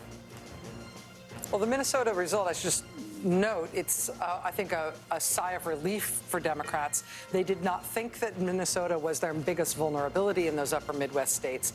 But the fact that it went this late before it was called is certainly something. But it's not. I mean, yeah. Look, that's a nice and comfortable lead. And I think I'm going to go back to something Charlie Sykes said earlier in the night, that the kinds of voters, and Ohio didn't go the Democrats' way, but they're, and again, this came out of Donald Trump's mouth. We know from Donald Trump's mouth that he's bleeding suburban voters, suburban women. So those are the kinds of voters that were repelled by him in Minnesota. They're the counties that he lost in Ohio, and they're the voters that I think the Biden campaign is thinking about when Joe Biden comes out and says, we've got this. And they felt pretty good about Ohio, I think, for quite a night. I think that is a bit of a heartbreak for the Biden side. But even in Ohio, if you just look at the places where Biden actually ran up votes, it is the same kind of voter again. And I think that, not winning Ohio is not a tragedy, but it is a tragedy for Biden's side. But Trump is not winning in the kind of margins where he's going to be able to make a dent in the popular vote. And I keep coming back to it because part of the psychology that we're feeling tonight is about the state count and looking at the red on the map. Part of the psychology when this is actually over is going to be the popular vote. And there's not much that Donald Trump can do about that when he can't run up a big margin in a state like Texas. If he can't, overwhelm the Democratic candidate in a state like Texas, you're going to see a very different outcome when you start to add up all of those popular votes. We don't even have states like California in it yet. And so it is a weird thing when we are the only country in the world where Joe Biden could, ultimately win the popular vote by 8-9%. And in theory, still be a question whether he's going to be president. We just had that call from Brian in the Minnesota race, the presidential race in Minnesota. NBC projecting Minnesota as a win for Joe Biden tonight. We're also looking at the Minnesota Senate race. This is something that I raised earlier on the air. This is incumbent Democratic Senator Tina Smith, who faced a strong challenge from a Republican named Jason Lewis. But NBC can now project that Tina Smith has held onto her seat in Minnesota. You see the difference there, just under 200,000 votes with 84% of the vote in. But Tina Smith will be returning to the United States Senate from the great state of Minnesota. We still do have a number of Senate races outstanding, as well as, more states than you'd expect at this point. Maine, Hawaii, Nevada, Arizona, North Carolina, Georgia, Michigan, Wisconsin, Pennsylvania. We'd love to hear from you. Brian. We also have a little bit of a change in characterization in Wisconsin. This is the second in the hour to go from too early to now too close. If you think about it, it's a natural progression. for a state that isn't a blowout. We go from not having enough raw information to we're working on raw information. It's just that the margin isn't enough. Steve Kornacki over at the board. Steve, as you look at, can you call up Wisconsin and tell us how they're making up some of the pockets that Charlie Sykes was talking about? I guess Milwaukee County is going to be the driver.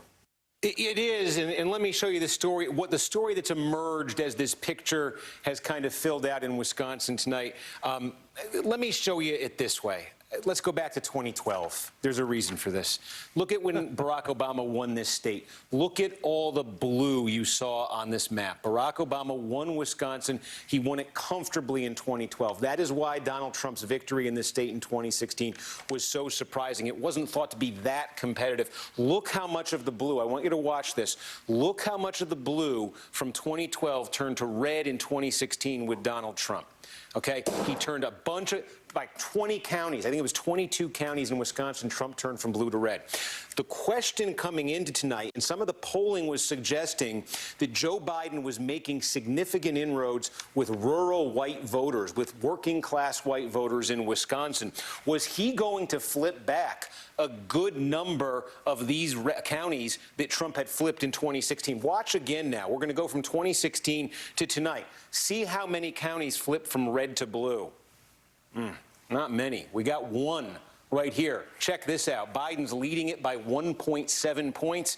In 2016, it was basically a dead even tie. That's the closest thing to a big shift we're seeing on this map tonight. Basically, I can find places on this map. You can find a Dane County where Democrats are very happy with the turnout, where I think they're getting more bang for their buck than they got in 2016. You can find places where Trump's campaign could say, hey, we're up the score a little bit more than we did in 2016. But honestly, I'm looking at this map and I'm seeing a lot of 2016 all over again. And that makes this outstanding vote in Milwaukee County so crucial here. Here's the way to look at this. Where is the outstanding vote in the state? Where is the remaining vote? It's hovering. We got a little bit in Green Bay there, but otherwise it is hovering over Milwaukee here. Then there's a little bit Waukesha outside of it. That's Republican, Kenosha, Racine. But by far the biggest bubble that you're seeing here is Milwaukee. And again, here's your suspense. You want to know if you want to stay up? Who needs to? Of course, you're going to stay up and see what happens. In the next couple hours, I think we're going to get the Milwaukee County vote, and I think that is going to go a long way to telling us whether Joe Biden, now you see it's, let's see, I want to get back to the statewide, whether Joe Biden is able to erase what right now is a 100,000 vote lead for Donald Trump statewide. But honestly, look, this was extremely close in 2016 when Donald Trump won it. He won the state by 0.7 of 1 point. This was extremely close in 2018 when Tony Evers, the Democrat, flipped the state at the gubernatorial level and defeated Scott Walker. That came down to the late night vote in Milwaukee. So again, between 16 and 18 and now, this is a state where you're just not seeing a ton of movement here. And of course, the Democrats tried like the Dickens to have their convention there until the uncontrolled pandemic arrived. Pulitzer Prize-winning presidential historian and author John Meacham is part of our coverage at 1:42 a.m. Eastern Time. John, I'm sitting here thinking that other presidents and other candidates have gone to bed on election night and said, in effect, wake me when it's over, because we've had real barn burners. We haven't quite had the circumstances of tonight, and that's where you come in.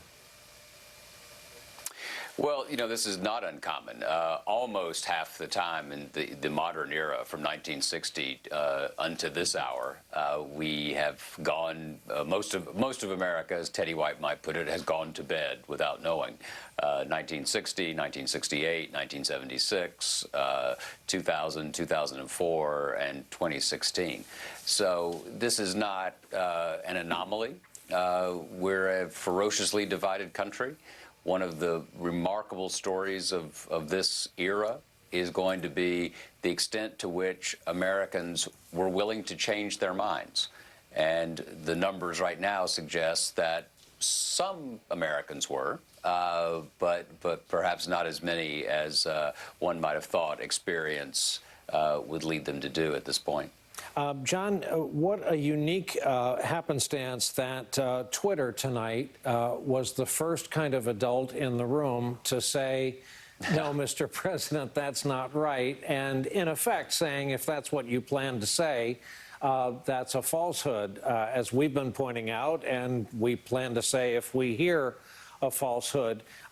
Here's Jack Dorsey's Twitter. He's not a giant in the world of letters. He may have Walt Whitman's beard temporarily during COVID, but he's not a veteran political hand. He's a guy with a successful social media company.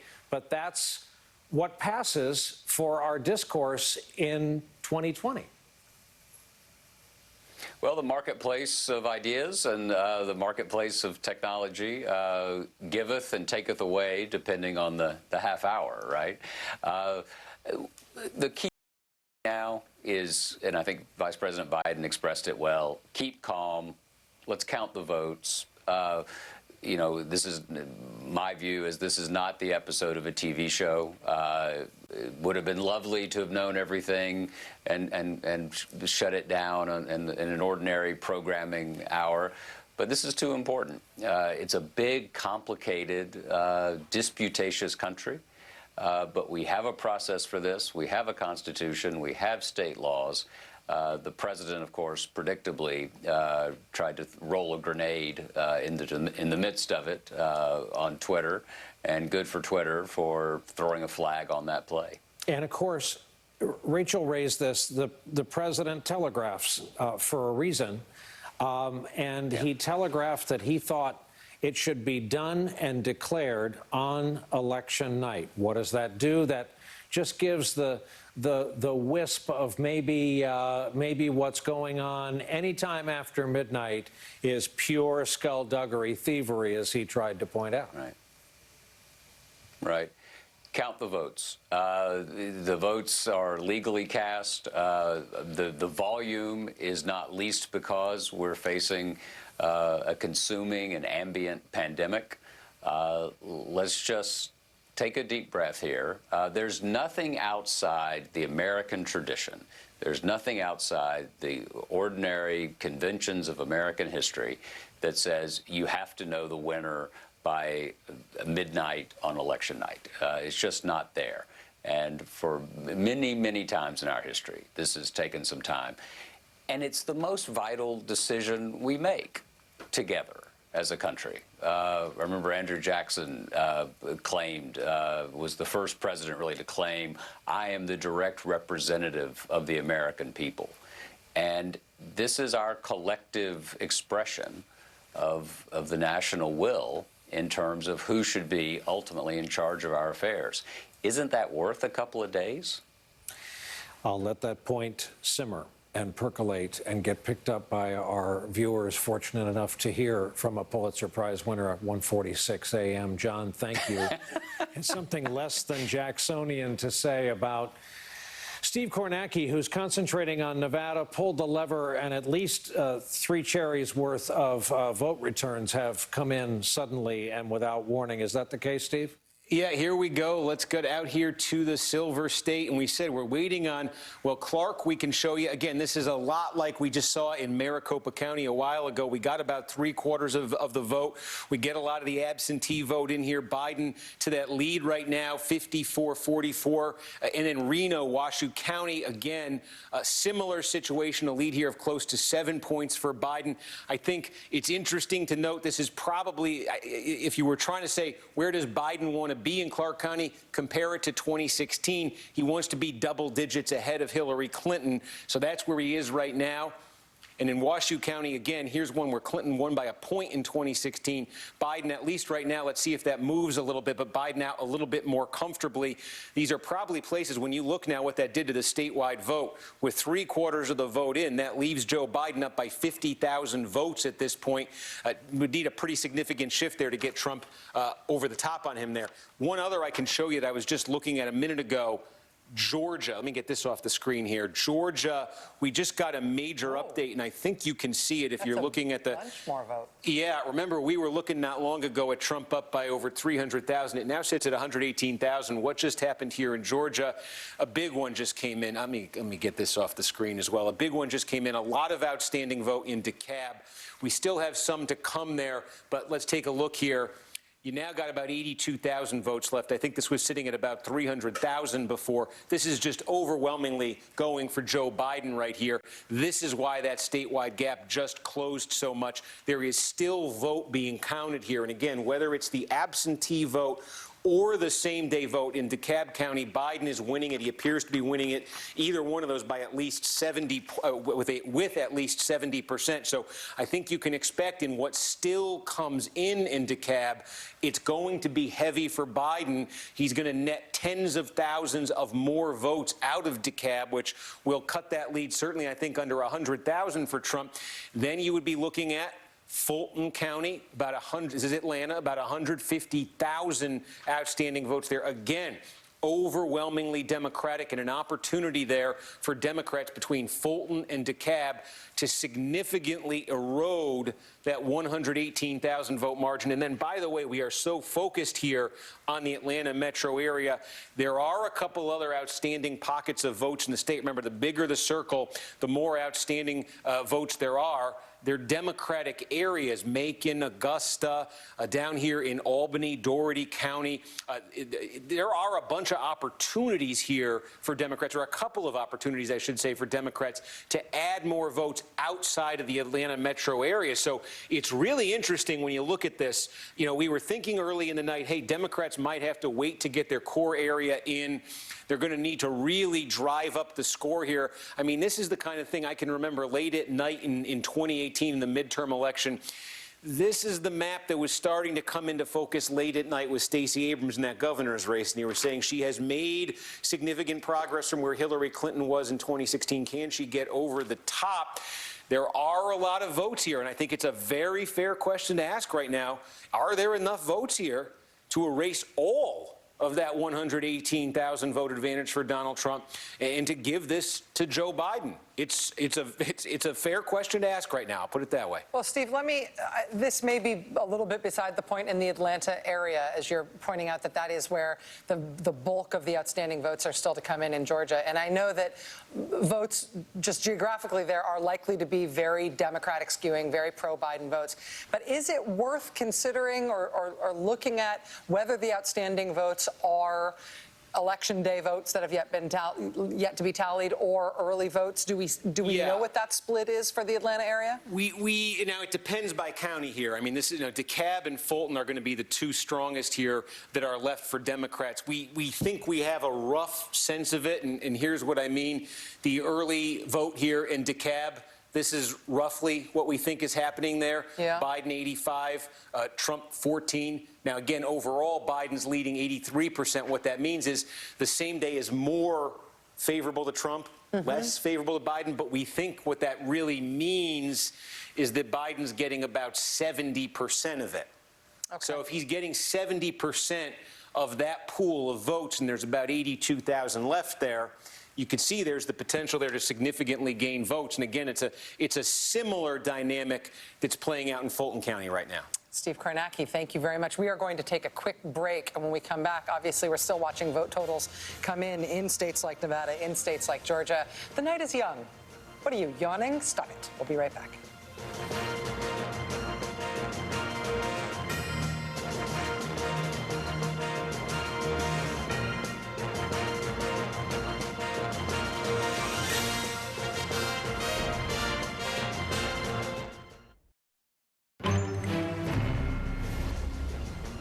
Right now in the great state of Georgia, 91% of the vote in. You see a difference of 118,000 votes or so between Trump and Biden. Just an absolute nail-biter in Georgia. We're also keeping close eyes on Nevada. and on Arizona. Both of those too early to call right now. The NBC characterization of the Arizona race is that it's too early to call, but Biden is in the lead. In Nevada, it is characterized as too early to call, with no characterization as to who is leading. Joining us now is Maria Teresa Kumar, looking at some of these states right now, looking at some of these demographics, and looking at the overall expectations for the night. Maria Teresa, it's great to see you. How have you been reacting watching these returns come in over the course of the night?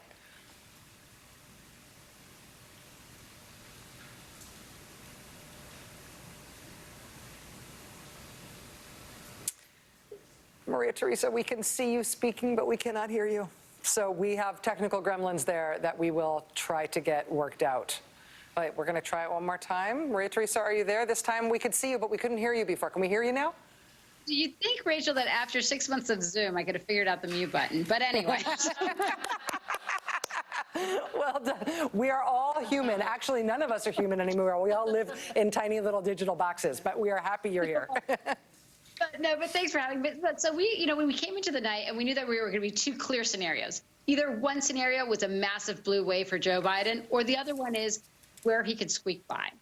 The fact that we were able to get District 2 in Nebraska, the fact that it looks like it's looking very strong right now in Arizona, there is a very strong possibility with the outstanding ballot counts in Pennsylvania and Wisconsin that it's going to favor Joe Biden.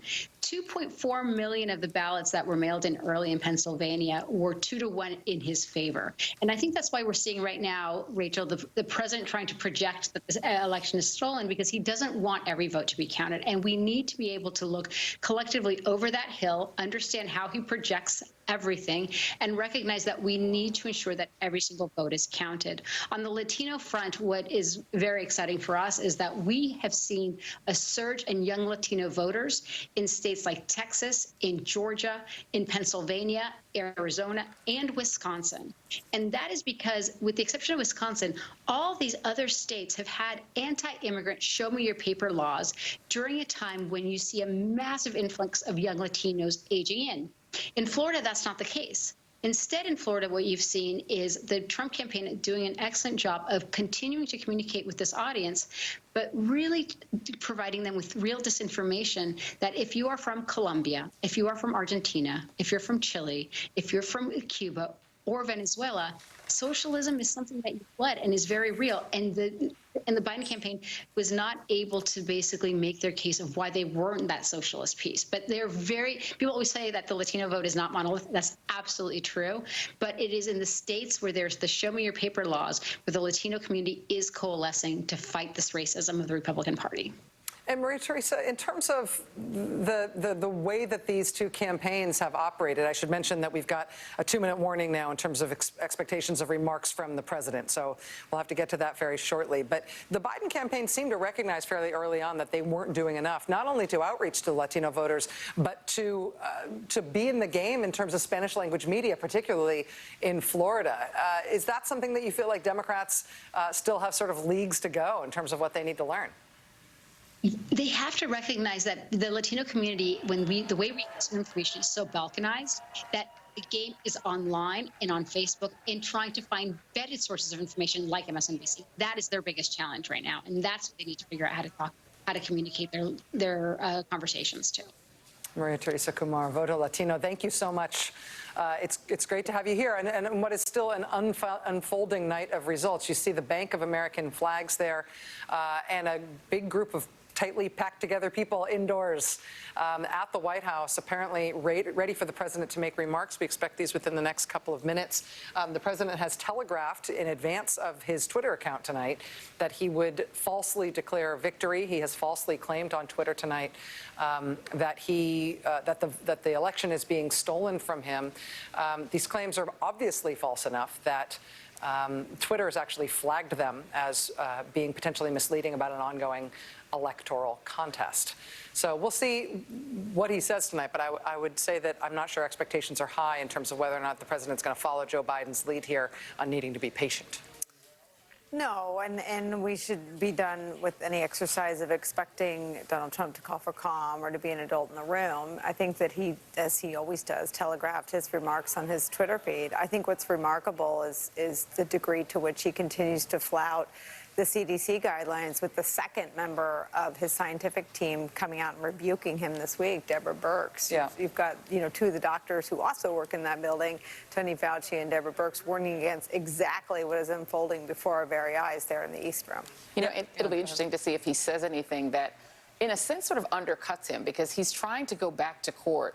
And if he goes full sort of madman tonight, I'm not sure that that actually strengthens his position. He has to. These courts don't want to look like they are a part of the madness. So I don't know. It'll be interesting to see if he further undercuts himself by just going full absolute madman tonight, which is what I expect to happen. But, you know, you never know. I'm going to ask the control room for something they won't give us, which is if we could drop everything on the lower third so we can see a little bit about what the crowd looks like. I'm assuming this is a pool camera and we can't control the angle of the camera. Thank you. We wanted to see how closely people are sitting together and whether or not they are masked. This will be an important part of the message tonight in terms of what the president is broadcasting about his leadership and about, in fact, his campaign.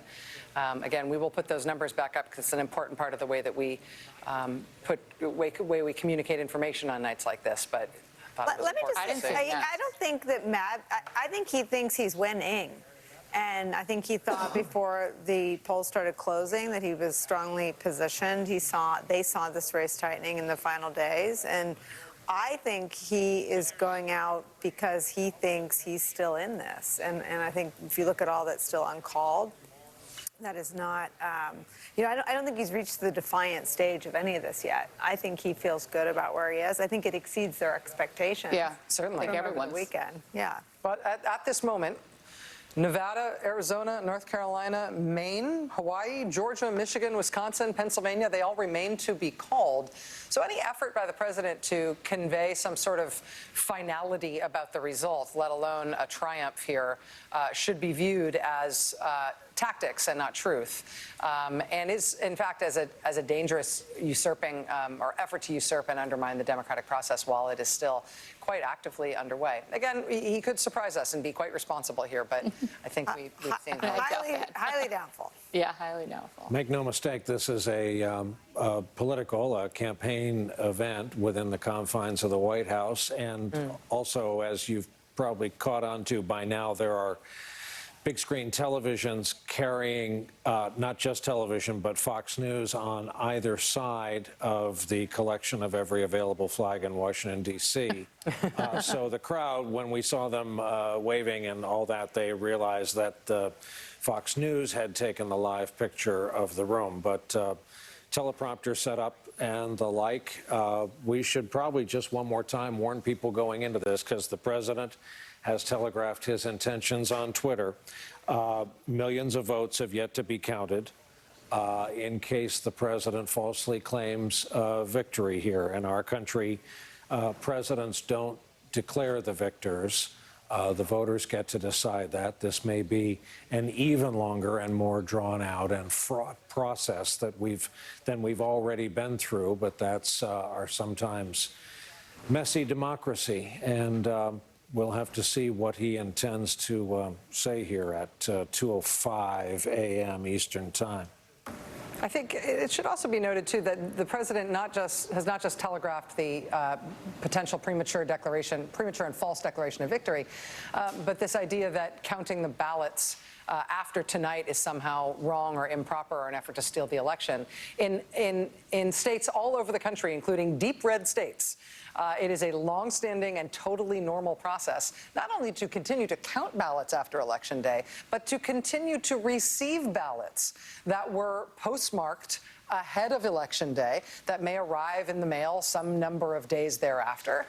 Republican, Democratic, swing states all regularly accept ballots and count them after Election Day if they were postmarked and put in the mail before polls closed on Election Day. Including military ballots. Let's just remember that those are some of the ballots that every single election come in after Election Day. So to repudiate ballots that came in after Election Day. It would repudiate military ballots. While we are waiting for the president's remarks, Steve, do you have new information on Wisconsin? Yeah, just a little bit, some numbers here as we wait for this absentee vote to be reported out from the city of Milwaukee. Donald Trump's lead here in the statewide count is sitting at 109,000. I keep mentioning in 2018, we had a somewhat similar situation. We were waiting for that absentee vote from Milwaukee County. When that came in 2018, late at night, it flipped the race. It lifted the Democrat Tony Evers to victory. He got 84% of the vote in that vote. Tony Evers, the Democrat, did.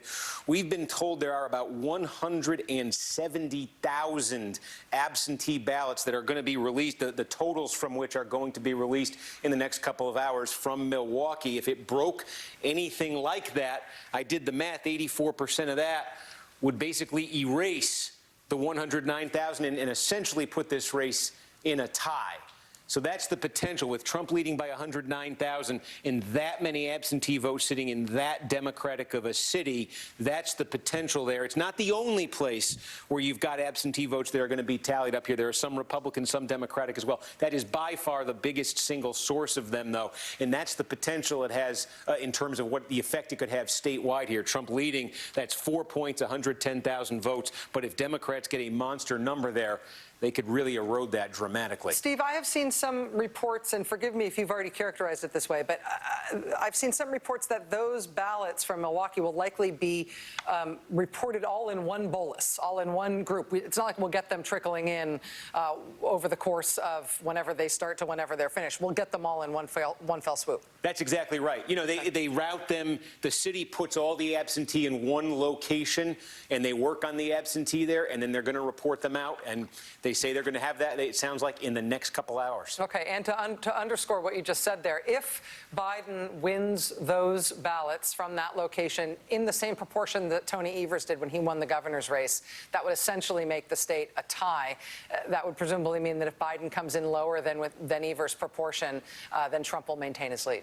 Yeah, it depends. There are some other places where we're getting vote in here and there. Nothing on the scale of Milwaukee. So, you know, let's see what happens in the other places. But basically, this has the potential to become extremely close. I think that's what I'm saying. And do you have an expectation in terms of when Milwaukee will convey their number? We're hearing next couple of hours. You know, might be 3, might be 4 a.m. Oh. I was hoping you were going to say in the next few minutes. What time is it now, actually? Well, it's 2:10. I was just going to say, talking about 3 or 4 in the morning, we're closing in. And I just say anecdotally, what the Biden campaign is hearing about Milwaukee, anecdotally, or from many indications they have on their side, they feel very good about that state still. They're not going wobbly in terms of their view of how Wisconsin will come in for them. That's interesting. We've got another, the president obviously blew through the previous warning that we had in terms of when he was going to start speaking. We are now told it will be within the next couple of minutes, and so we will keep eyes on that.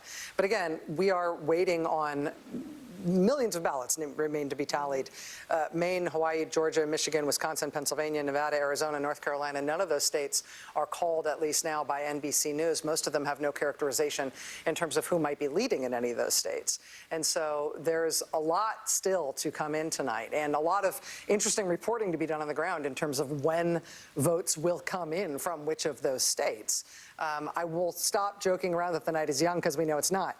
But this election is young in terms of us getting close to figuring out who's going to win it. Yeah, one of the things that has been interesting is, you know, I'm texting back and forth with Democrats who are swirling around the campaign, and the calm is actually remarkable.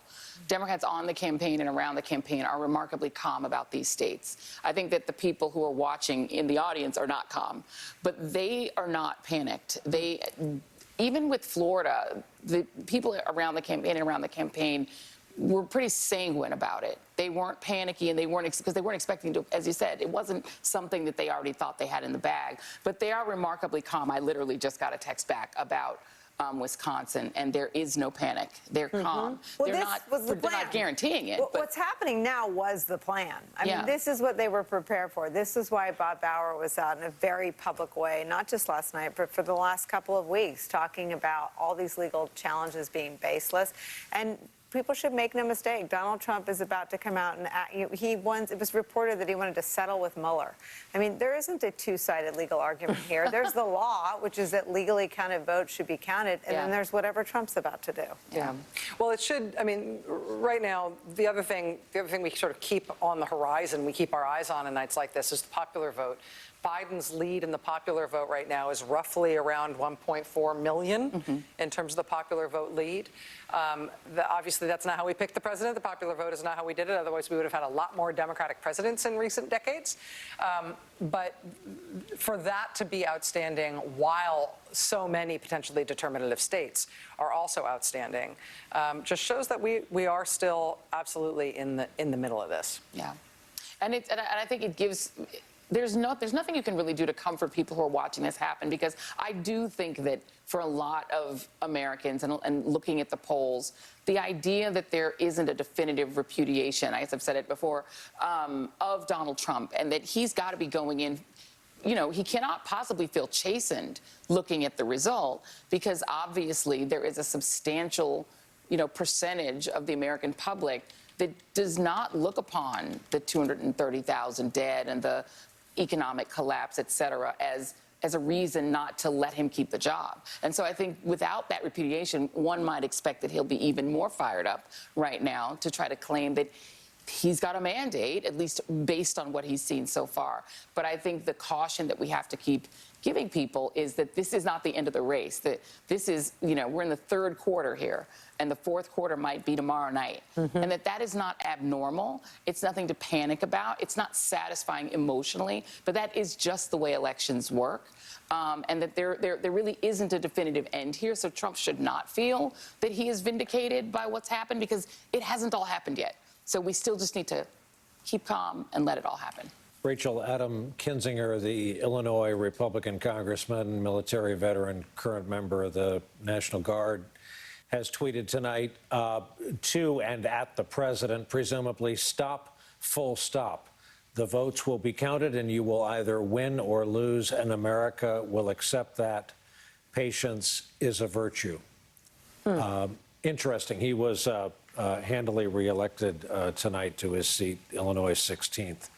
But this will get interesting, too. It's a point Nicole and I always talk about, and that is the few, the proud, the brave, the Republicans who will be vocal about I think we're down to 2, right? Yeah, well. That's about it. Yeah, I will say, one of the things that's been interesting tonight is how many incumbents of all kinds have been reelected. I mean, this has not been a night where, you know, incumbent senators have been turfed out and incumbent members of the House. Still, the most likely way you're going to lose your House seat is in a primary rather than in a general election in our gerrymandered United States of America. But it has been remarkable to see the stability, not only between the 2016 and 2020 presidential map, but also in congressional races and Senate races. Up and down. I mean, you're just not. I mean, on either side, you're not seeing. Not only is there no wave, it's like a pond where you drop in a rock and there's no ripples. Well, I mean, and I wonder if what you think, Nicole, is the message to Republicans, because it does appear that Republicans were rewarded for slavish devotion to Donald Trump. I mean, Lindsey Graham, who's been the most, you know, slavishly devoted, was quite well rewarded for it. And so it's a message about what Trump, the durability of Trumpism, because of who the Republican base is. It's white, rural, you know, working class, non-college voters. And because of that, even if Donald Trump does not prevail in the end, Trumpism ain't going nowhere. Based on this, because each of these senators that was reelected were reelected to continue to serve dutifully Donald Trump and his agenda and what he believes in. I think that's right. I think, you know, we have to wait and see for all the states that are still outstanding whether we would apply that analysis if Trump loses the rest of what is still contested, if he ends up losing the Rust Belt, if he loses Arizona, if he loses Nevada, it will be viewed perhaps differently, but I think it is certainly the case that, at least among the Republicans who've been working to try to defeat Donald Trump, that defeating Trumpism, and I think really understanding that it is an ecosystem that really exists in its own orbit, and it's not spinning in the solar system anymore. That Fox News has created a gravity system and a gravitational pull all of its own. And whether it's the pandemic, whether it's challenges to legally cast votes, whether it's I think 24 women who credibly accused Donald Trump of sexual misconduct. I mean, no matter that, whether it's the Mueller investigation, I mean, Donald Trump so far seems to have benefited from his own information ecosystem, which no longer intersects with the rest of the world, which is why, as Brian said, the two adults in the room tonight who've thrown flags on Donald Trump are owners of social media companies, Facebook and Twitter. Well, and the question then becomes, if Biden ultimately emerges, narrowly, even if narrowly, as the winner, he then faces a country that is substantially Trumpist, right? That has, a bare majority of people who reject that, everything that comes with, including, caging children and stealing them from their parents and the, sexual harassment, et cetera, and all of that. But then a substantial minority that is okay with it or embraces it. And so, I just wonder what all of this says about us. I think as the rest of the world watches this happen all night tonight, I think it raises real questions about what America is at the end of the day, and whether what Trump is more like what the American character is than people ever wanted to admit. I think that's a right line of questioning. I think another line of questioning is to really examine the despair that people feel at a time of a pandemic, when their lives have been taken from them, when they are home teaching their children, hanging on to jobs, out of work, when they're driving cars they thought they could afford 10 months ago to food banks because they can't afford boxes of cereal.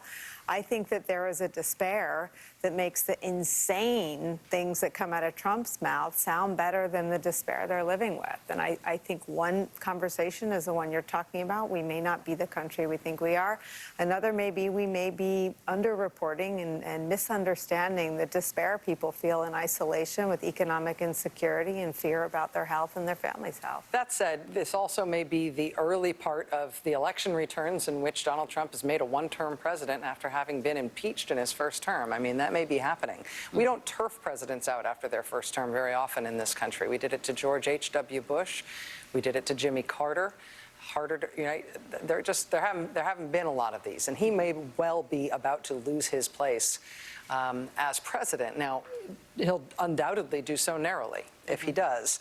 And so both of these dynamics still are at work. But I think that if you had a choice right now looking at the results to be Donald Trump or Joe Biden, I think it'd be hard to say that you'd prefer to be Donald Trump right now looking at these results. No doubt. And I think Donald Trump would have, maybe not Donald Trump himself, but his campaign would have agreed to that analysis earlier this evening. Yeah, I'll tell you, we just got the front page of tomorrow's New York Times. The headline is over a split photo of both Biden and Trump, and the headline is this: turnout soars along with suspense as nation in tumult delivers verdict. The Times, by necessity, silent as to what the verdict is, because they've got to print this now in order to be on newsstands tomorrow morning. It's unlikely that there'll be a verdict known by the time people are reading that print edition of that paper tomorrow as well. We saw a view of the crowd. To your point earlier, it appears no mask, no problem. Wow. We heard earlier tonight that all the invited guests were going to an off-site facility to get tested prior to arriving at the White House. Fox News images have now been replaced with the slide of the Trump-Pence campaign logo. There is some activity at the doorway.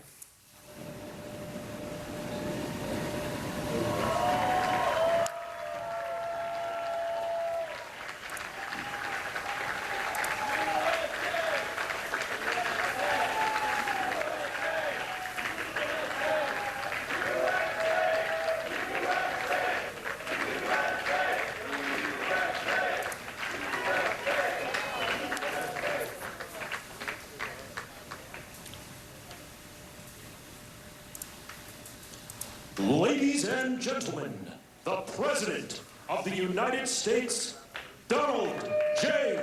Trump.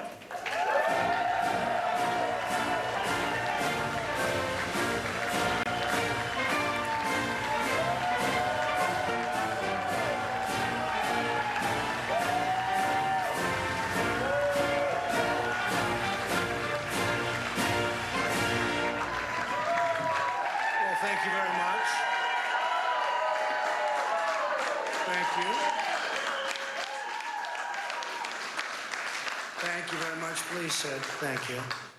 This is without question the latest news conference I've ever had. Thank you. I appreciate it very much. And I want to thank the American people for their tremendous support. Millions and millions of people voted for us tonight. And a very sad group of people is trying to disenfranchise that group of people. And we won't stand for it. We will not stand for it. I want to thank the First Lady, my entire family, and Vice President Pence, Mrs. Pence, for being with us all through this. And we were getting ready for a big celebration. We were winning everything, and all of a sudden it was just called off. The results tonight have been phenomenal, and we are getting ready. I mean, literally, we were just all set to get outside and just celebrate something that was so beautiful, so good, such a vote, such a success. The citizens of this country have come out in record numbers. This is a record. There's never been anything like it to support our incredible movement. We won states that we weren't expected to win. Florida, we didn't win it. We won it by a lot. And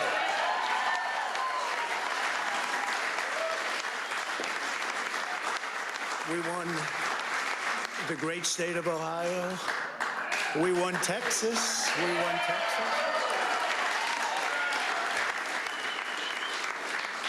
We won Texas by 700,000 votes, and they don't even include it in the tabulations. It's also clear that we have won Georgia. We're up by 2.5% or 117,000 votes with only 7% left. They're never going to catch us. They can't catch us. Likewise, we've clearly won North Carolina, where we're up 1.4%. or 77,000 votes with only approximately 5% left. They can't catch us. We also, if you look and you see, Arizona, we have a lot of life in that. And somebody declared that it was a victory for, and maybe it will be. I mean, that's possible. But certainly there were a lot of votes out there that we could get, because we're now just coming into what they call Trump territory. I don't know what you call it. These were friendly Trump voters, and that could be overturned. The gentleman that called it, I watched tonight, he said, well, we think it's fairly unlikely that he could catch. Well, fairly unlikely. And we don't even need it. We don't need that. That was just a state that if we would have gotten it, it would have been nice, Arizona. But there's a possibility, maybe even a good possibility. In fact, since I saw that originally, it's been changed, and the numbers have substantially come down just in a small amount of votes. So we want that, obviously, to stay in play. But most importantly, we're winning Pennsylvania by a tremendous amount of votes.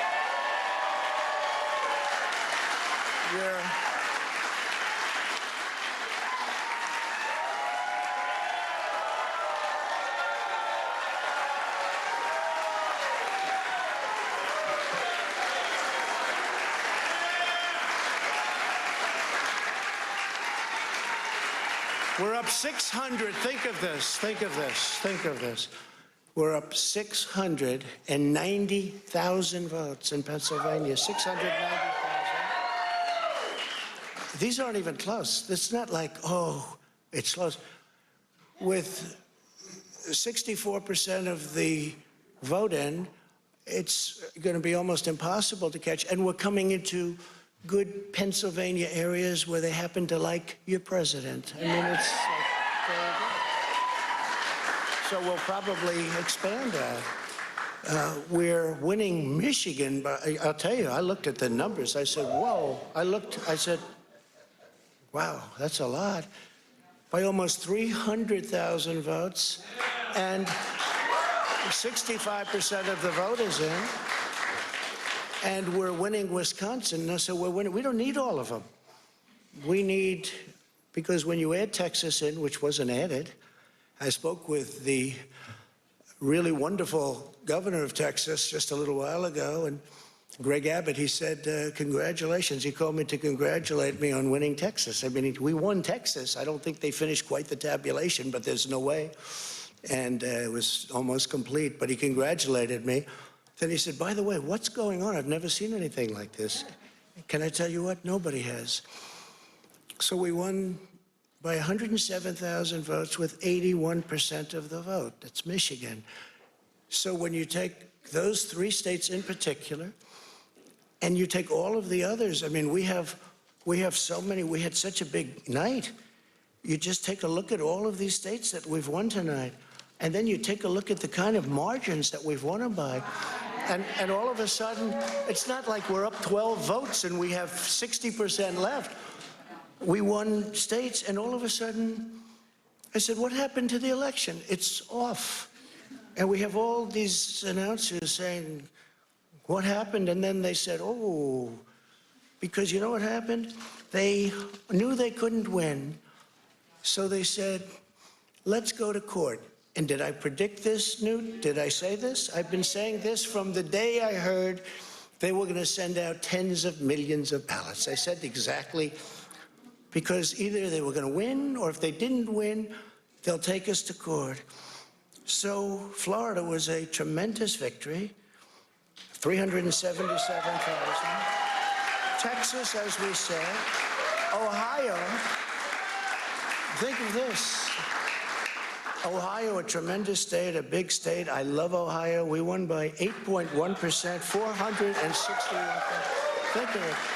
Almost 500,000 votes. North Carolina, big victory with North Carolina. And so we won there. We lead by 76,000 votes with almost nothing left. And all of a sudden, everything just stopped. This is a fraud on the American public. This is an embarrassment to our country. We were getting ready to win this election. Frankly, we did win this election.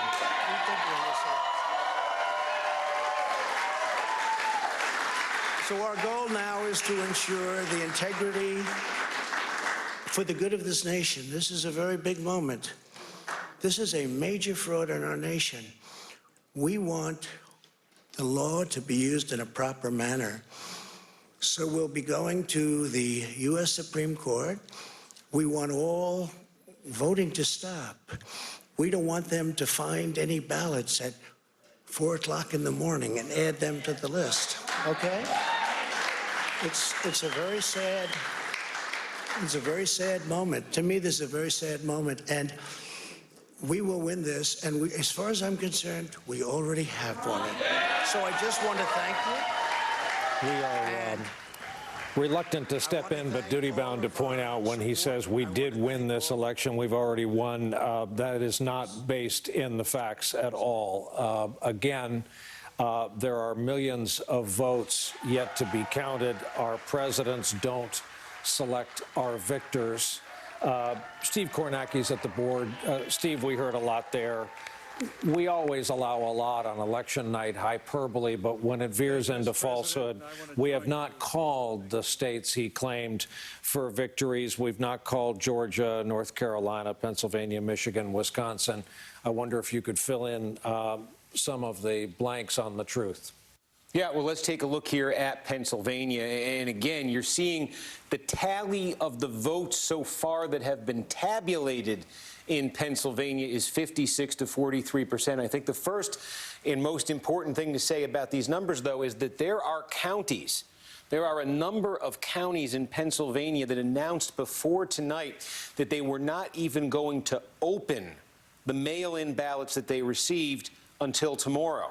So there are some places in Pennsylvania that haven't counted a single mail-in ballot. There are plenty of counties like that in Pennsylvania. There are many other counties in Pennsylvania that have only counted a small fraction of their mail-in ballots. Now, why this late on election night are we saying they haven't counted many or any of their mail-in ballots? It's because they weren't allowed by state law in Pennsylvania to open the mail-in ballots until this morning. So there's been a long, some counties have been able to churn through some of the mail-in ballots, but you've got hundreds of thousands of these in some counties. They're just beginning to get to them. So, for example, if you take a look in the largest city in Pennsylvania, if you take a look in Philadelphia, we're expecting, when all is said and done, over 800,000 votes are going to come out of Philadelphia. What has been accounted for so far? Do you see this bar right here, this yellow bar? Those are the votes that were cast by people who went out and voted in person today in Philadelphia. Those votes are tabulated. You're looking at them right there. Biden won them pretty overwhelmingly. You see this little sliver down here? That's the beginning of the mail-in ballot in Philadelphia. Do you see this giant gray space up here? That's the rest of the mail. They've got to get from the 400,000 or so votes that have been counted right now, all the way up to the 820,000 or so that were actually cast. And again, because they weren't able to even begin the processing of these until today, they are saying it's going to take them some time to get to all of that. That could take into tomorrow to do. But you are seeing Joe Biden overwhelmingly winning here in Philadelphia, leading the vote here, I should say, in Philadelphia, with hundreds of thousands of votes to come there. That can change. And it's not just Philadelphia. I'm showing you Philadelphia. Let's go out here to the suburbs of Philadelphia, densely populated Montgomery County. And again, you're going to see the same dynamic here. They have counted some of their mail. They have counted the votes that were cast today in person. And guess what? We're not at the top of the vote thermometer. That's because there's over 100,000 votes remaining to be counted in a giant county that Joe Biden right now is leading the tabulations in with 60%. This is true in Pittsburgh. In Pittsburgh right now, this is a pretty dramatic example. Second largest city in the state. They have counted the same day vote. That's why Donald Trump looks like he's doing better than a Republican normally does in Pittsburgh, in Allegheny County right now, because the same day vote, which is more favorable to Trump, has been tabulated. What has not been tabulated is the bulk of the mail vote. They are expecting more than 750,000 ballots when all is said and done to be tabulated here. They have got about 240,000 left to come. We are seeing this throughout Pennsylvania. I'm giving you the big ones here. As I said, there are small and medium-sized counties that aren't even going to have a little bit of the mail done tonight. They've said we're not even going to touch it until tomorrow. So the big picture in Pennsylvania, we think there are upward of 2 million ballots that have not yet been counted and that are not a part of this tally. Donald Trump's lead right now in what has been tabulated is sitting at a little bit less than 700,000. Again, nearly 2 million to come, and they are disproportionately Pittsburgh, Philadelphia, Montgomery County, Democratic areas, and we have been seeing this split where the votes that were cast by mail, it's just for whatever reason this year, Democratic voters seem to have preferred to cast ballots by mail, and Republican voters, Trump voters, seem to have preferred to turn out on Election Day and vote in person on Election Day. And in these counties, you're seeing that Election Day vote all counted. So all the Republican votes and all the Trump votes are now included in so many of these tallies. I'm going county by county. What's not included in these tallies, either partially or wholly, across the Commonwealth of Pennsylvania, is the mail vote.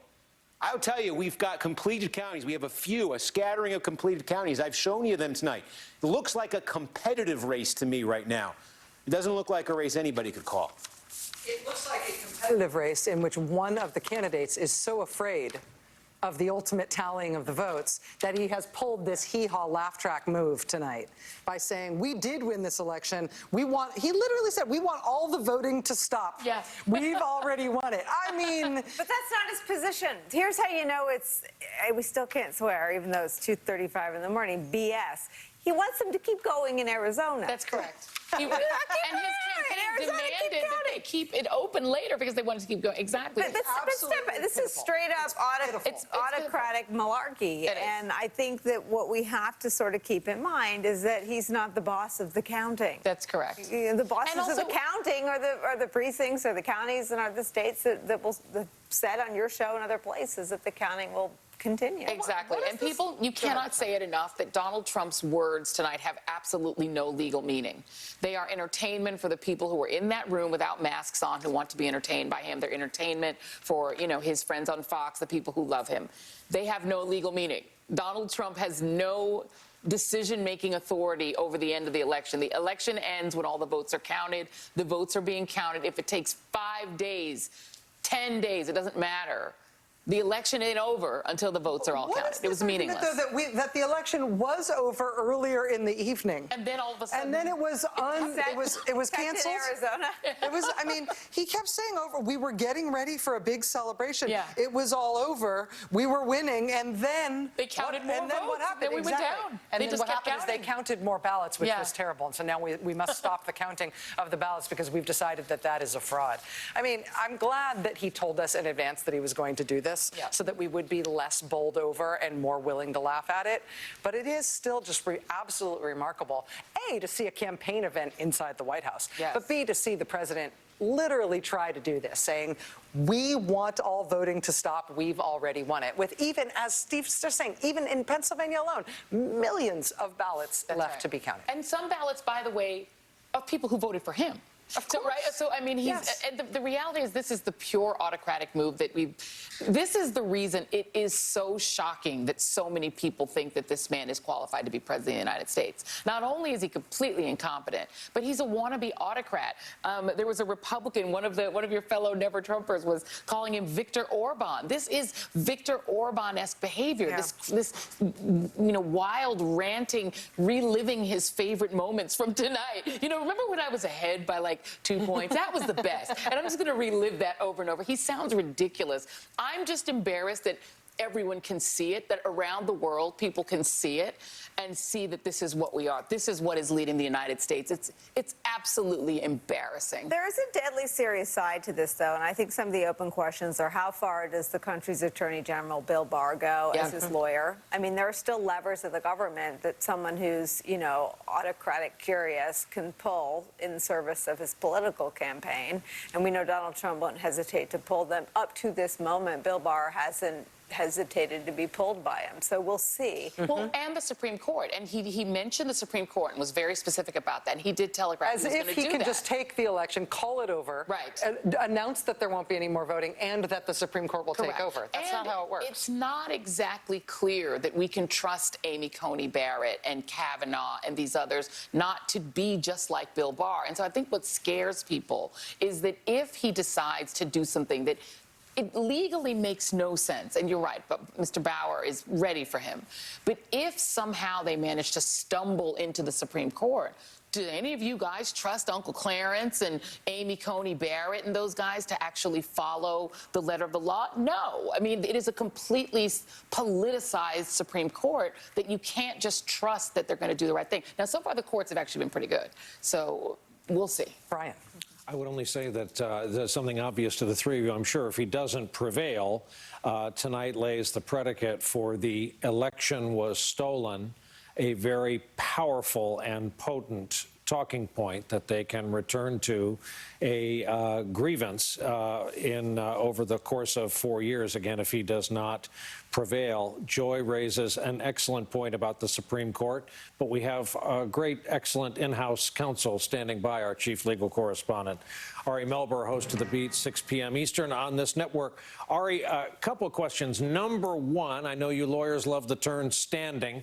Would a case that goes direct to the Supreme Court, can that happen? Is it possible without making its way to the Supreme Court?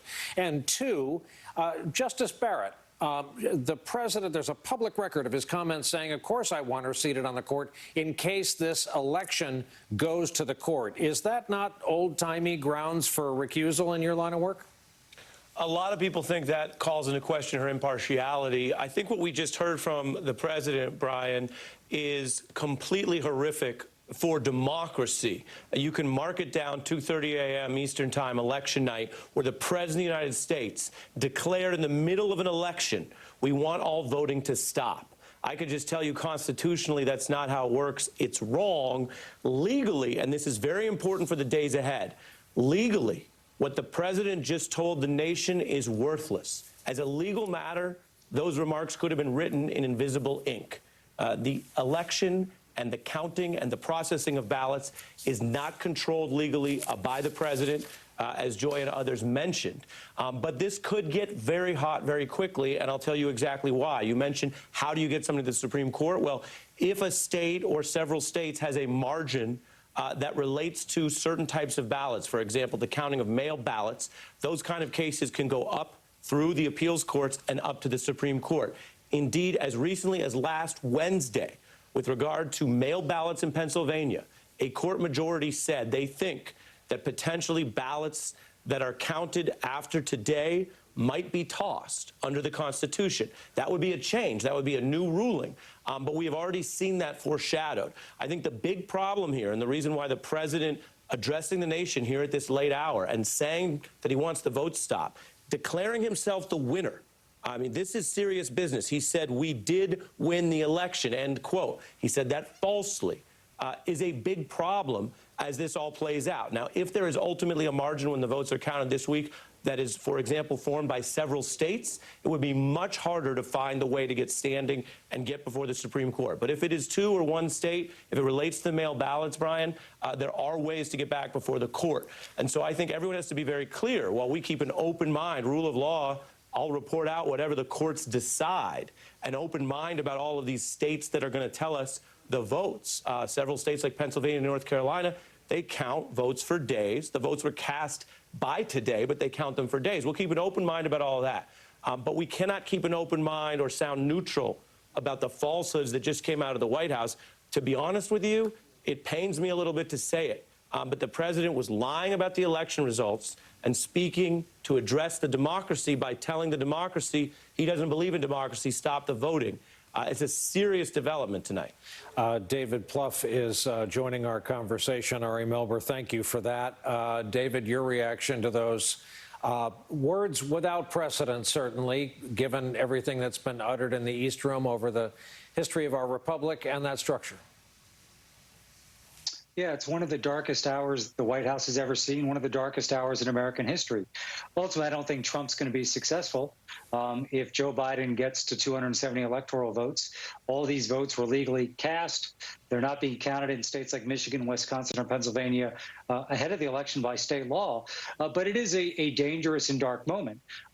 So even if Trump's not successful, and I don't think he will be if the votes are there for Joe Biden, you know, you're going to have 45% of the country believing him, which is going to affect our democracy going forward. It's going to affect President-elect Biden's ability to work with Republicans in Congress. So, you know, we knew he was going to say it. He's been telegraphing it. He tweeted it out a couple hours ago.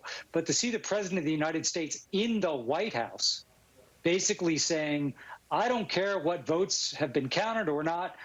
At some point in the night, I thought I was going to win. The election should be over. It's startling. It's dark. It's scary.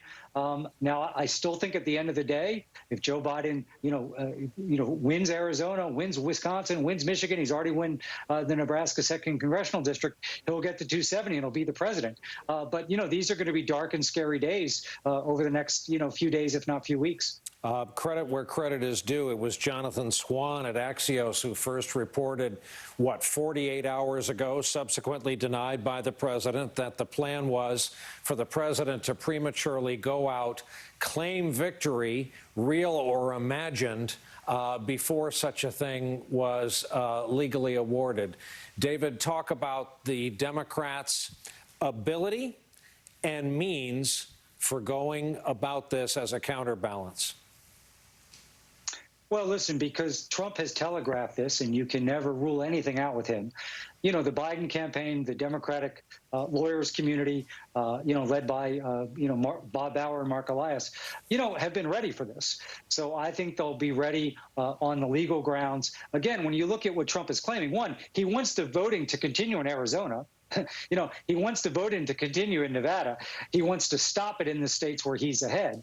And again, those states are not counting ballots. Many of these ballots were sent in 2 weeks ago, 4 weeks ago. They've just been sitting there because by law, you cannot start counting those ballots until today, and some of the counties have decided to do it tomorrow. So I think the Democrats will be ready. It's always good when your opponent telegraphs their plays ahead of time. But that doesn't mean, listen, we knew Trump was going to say it, Brian. That was super painful to watch as an American citizen. Again, I do think it's one of the darkest moments in American history, one of the darkest moments that building has seen. And, you know, the sooner we get votes counted, so if Joe Biden can be declared the winner in Arizona, if it can be declared the winner in Wisconsin or Michigan, the better. But I agree with Ari. You know, if this comes down to one state, obviously Trump does not want to go meekly into the night, no matter what damage he does to our democracy and our country. You know, David Plouffe, I agree with you. I think there's like an extra layer of pain if you've worked in the White House. I worked for a president who didn't let us wear jeans into the building because of its sacred nature. You just had someone try to literally hijack and desecrate our democracy from the East Room. Just in the vein of how bad is it, I want to read you two pieces of feedback. Chris Christie over on ABC News, a staunch Trump ally and advisor, said that this speech tonight was bad strategic decision and a bad political decision. Ben Ginsburg, a long time, sort of the Republican counterpart to Mr. Bauer on the Democratic side, Ben Ginsburg said over on CNN that there is no direct right of appeal to the Supreme Court to stop counting ballots. He says they can challenge individual states over procedures. Ben Ginsburg says courts would believe Trump's lawsuit would be a, quote, massive disenfranchisement that would be frowned upon. So just, you've got there some hot takes from staunch conservatives about the political stupidity and the legal weakness of the case. My question isn't, does that slow Trump down, but does that render fruitless the shenanigans? Does that really sort of reinforce the Biden message of you know, stay calm and carry on? Well, Nicole, again, when you look at the legal regimes in these states around elections, you know, they're following the law. So I'm not a lawyer. I occasionally have played one on TV. You know, I just don't see the legal pathway here. But I do think it would undermine Trump's megaphone if you had, you know, Chris Christie, great. Let's see Mitch McConnell. Let's see other Republican senators. I think how Fox handles this, you know, I think they've handled election night responsibly. Do they continue to handle it responsibly is going to be really, really important. And my sense is, at least for the next 72 hours, people are going to say, even some Trump allies, we ought to let the votes be counted.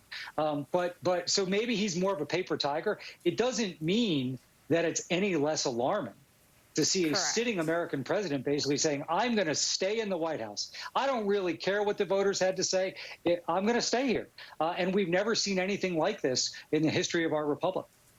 David Plouffe, thank you very much. I want to bring into the conversation now Lawrence O'Donnell, who has been watching this alongside us. Lawrence, the president did telegraph that he was going to do this tonight, and I think there was a little bit of debate as to whether or not the backlash to the reporting that he intended to do this was going to be enough to stop him from doing it, but he barreled right through it tonight.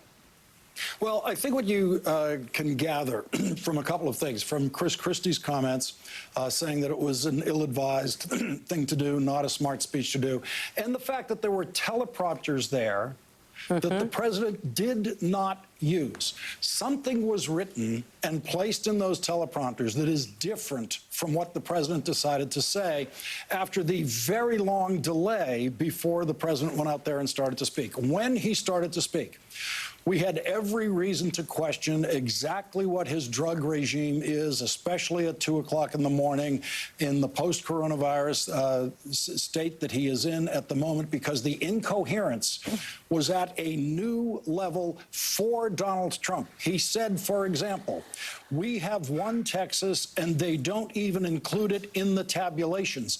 And he said that more than once. And that sentence doesn't make any sense no matter how you read it. He also went on as if lost, as if in a room, as if it was completely lost, saying things like, what happened to the election? It's off. That's a direct quote. That's word for word. That's what the man said. He then said, this is very important sequencing. He then said, they'll take us to court. Then he said, everything just stopped then said, we want all voting to stop. All voting has stopped. We all agree on that. All the voting has stopped. He did not say, we want all counting to stop, but it sounded like that's what he was trying to say. And then he said, we'll be going to the Supreme Court, which is legally impossible. There's no such thing as a first stop at the Supreme Court. What he is clearly going to do, he said, most importantly, he's winning in Pennsylvania. That's where he's going to go. And we know the lawsuit they're going to bring in Pennsylvania. It might be the only one they bring. They've brought it before. They're saying you are not allowed to accept mail-in ballots in Pennsylvania for those 3 extra days that have been set up this year without the legislature's approval. Pennsylvania intends to accept ballots that arrive 3 days after Election Day. That's what they will legally fight. That's the only thing they will legally fight. They will never bring a lawsuit anywhere in any state saying stop the counting of ballots that arrived on time. This is a mostly meaningless event tonight that is as dark as everyone has said it is. It is as disgraceful as everyone has said it is. But like so much of Trump, it is mostly meaningless. Lawrence, I want to let you know that while we have all been talking and absorbing this, the Republican governor of Arizona has weighed in on this as well, Doug Ducey. You will recall that by NBC's count right now, Arizona is too early to call, but Joe Biden is in the lead there. That, of course, would be a pickup for the Democrats since Trump won Arizona in 2016. Doug Ducey says this, quote, "It is far too early to call the election in Arizona. Election day votes are not fully reported, and we haven't even started to count early ballots dropped off at the polls. In Arizona, we protected Election Day. Let's count the votes, all the votes, before making declarations." A lot of passive voice there doing a lot of work in him not directly having to confront the president of his own party. What Donald Trump said tonight doesn't actually disagree with that. I mean, we all know what we think we heard. We all think we heard him say that he wants counting stopped, but he didn't actually say that. He said he wants voting stopped, which has already stopped. And so there's no lawyer in the building who's going to try to bring a lawsuit to any state that says stop counting your ballots, except in Pennsylvania, where they're going to be saying stop accepting ballots, accepting the ballots that arrive after the deadline that the legislature had in place, which was then replaced by this 3-day extension that is going to be the subject of a lawsuit. And that's it. There's probably no other lawsuit on this electoral map that Donald Trump can bring. And to that point, hearing Bob Bauer, the legal director for the Biden campaign, address that potential lawsuit in Pennsylvania last night and express absolutely no concerns whatsoever about the Biden campaign's prospects in that kind of a lawsuit, tells you how desperate this is. I would just say, just got a couple minutes here, but I think one thing that's underappreciated about what the president is doing here is that the president would not have to do that if he thought he was going to win the election. The only reason you come out and say, I'm winning Georgia, I won North Carolina, I won Pennsylvania, Michigan, Wisconsin, all these places, is because you haven't. That's right. And you have to assert it because it's not otherwise true. Well, and it got out. So the front page of today's New York Times said Donald Trump, with no path to victory, plans to turn to legal machinations. Yeah. The only thing I quibble with is it is incoherent to people, you know, sort of devoted to nouns and verbs. But I think Trump's base heard him loud and clear. Sure. And I think that whatever happens in the next 24 to 48 hours, hopefully the votes will be counted. The Biden campaign still feels really good about those 3 states. Trump's base also heard him loud and clear through the incoherence tonight that if Biden wins, it will be a fraud. We're going to be taking a quick break in just a moment. What's your closing thoughts? Yeah, it'll be a problem for, if Biden wins, having to then govern people who believe that it was this great fraud and that it was robbed from Donald Trump, meaning we'll probably still hear from Donald Trump. But I will just go back to saying, once again, latest text again, the campaign is confident. And the confidence of the Biden side and the sort of steadiness and stability of what they've been saying all night to you, what I've been hearing, what they've been saying to me, the steadiness versus the frantic mess that we just saw in the East Room tells you which side understands where the race really is. Brian? I want to see the event the Wall Street Journal covered. Here's their headline on social media. President Trump told supporters he was confident he would win the election, projecting confidence in his chances of winning Pennsylvania. So you have that. That would have been something to watch. A break for us. Our live coverage continues as we crest the top of the hour.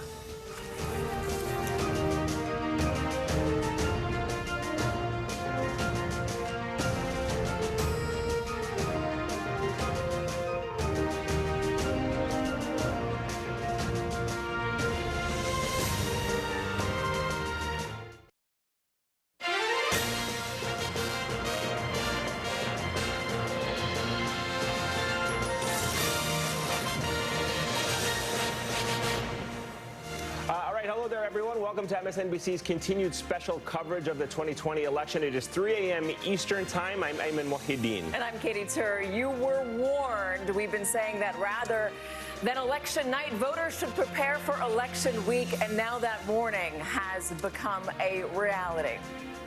And here is where things stand at this hour. Joe Biden right now with a 220 electoral lead to President Trump's 213. Biden has a popular vote of 65,819,000 to President Trump's 64,211,000. Here's how the map looks right there on your screen at this hour. Michigan, one of those states, still in the Midwest, undecided at this hour. So is Wisconsin. Pennsylvania as well. So is Pennsylvania. So is North Carolina. Michigan, too early to call. Donald Trump currently in a lead there, but there are still a ton of ballots that have yet to be counted. Wisconsin, too close to call, a difference of 116,437. Again, a lot of votes to count there as well. Pennsylvania, too early to call. You just heard Steve Kornacki a moment ago talking about millions of ballots that have yet to be counted in Pennsylvania. Also, North Carolina, too close to call, 76,737, separating the two. Donald Trump with a narrow lead right now. And let's take a look at Arizona as well. Arizona, too early to call, though Joe Biden is in a narrow lead. We're also going to look at Georgia. This is a state that Democrats are still hoping to win. Too close to call with a difference of 117,521 votes. Donald Trump again with a narrow lead. Steve Kornacki, that's just the broad numbers. You're going to get into some of those counties to tell us where things really stand. The president a moment ago claimed victory in a number of states that have yet to be called. Yeah, we've got a lot of really tight ones here. Let's just walk through them and then walk through the battle for 270 electoral votes here. I think in Arizona, you're looking at a situation where they are counting up the same day vote, the votes that were cast today. They've already given us a huge chunk of the early vote, the absentee vote that was cast in Arizona. Trump is doing significantly better on the same day vote than he did in that absentee vote that came in earlier. But you see, he is still facing a gap here of about 130,000 votes. I think it's a question right now. Are there enough same day ballots that are left in this mix for Trump at the rate he's winning them to overtake Biden? And there's also the issue, there's going to be another batch of votes that's going to be counted at the end of this. These are the most late arriving absentee ballots, like the ones that arrived yesterday, today. Those also have to be counted as well. So there are some variables here, but Trump is playing from behind in Arizona. He is also playing from behind right now in Nevada. About 80% of the vote is in. The gap here is 26,000 votes. Again, it's Clark County, where Las Vegas is. 10-point Biden edge there. Washoe County, a ton of the vote is in right there. Biden actually leading that by 5 points right now. Trump is playing certainly from behind there as well. Where this starts to get interesting, though, because if you play this out from the Electoral College standpoint, if Biden hangs on to the leads he's got right now, in Arizona, that's 11 electoral votes. In Nevada, that's 6 electoral votes. That would put Biden at 237 electoral votes. Remember, the name of the game is 270 here. Where else could Biden pick those up? Well, there's Georgia right now. Georgia worth 16 electoral votes. That's been getting tighter and tighter. It's all about the Atlanta metro area right now, heavily Democratic, which is slow to count, and where that lead now, that Trump lead statewide, I should say, sits at about 115,000 votes. It continues to close. We need to see Atlanta, DeKalb County. Those are kind of the two areas, Fulton and DeKalb County. There's a lot of votes left there. How they finish there will pretty much, I think, decide that state. But it's an opportunity there for Biden. North Carolina, there are some votes that are going to arrive. You know, if they're postmarked by today, they can count. But the Trump lead there is pretty substantial, so we'll see. Outside of that, Biden leads in Maine right now, in the vote counting in Maine right now. However, there's that one congressional district in Maine that Donald Trump won in 2016 that he's winning right now. So maybe Biden could pick up 3 there, would put him at 240, and it's a long way of saying, here we go, here we come. Wisconsin, Michigan, and Pennsylvania potentially here, you know, decisive for this election. So what are we looking at in these states right now? In Wisconsin, this is the one of those 3 we are by far the closest to knowing in. Over 80% of the vote is in. You see a lead here for Donald Trump. What this is coming down to, and we're expecting this, I'm looking at my clock now, probably in the next hour, we are going to get from the city of Milwaukee, we're going to get their absentee vote. You see, look, only 40% of the vote is in Milwaukee. They've been counting that at a central processing facility. They're going to announce that, they say, I think in the next hour. If past is prologue, that's probably going to be worth about 100,000 votes net for Joe Biden. That's going to dramatically cut that Trump advantage. Is it going to cut it enough, though? There are a couple other places in Wisconsin, Waukesha County, Racine, Kenosha, Green Bay, a couple other places with outstanding vote. But is Biden going to be able to erase all of that?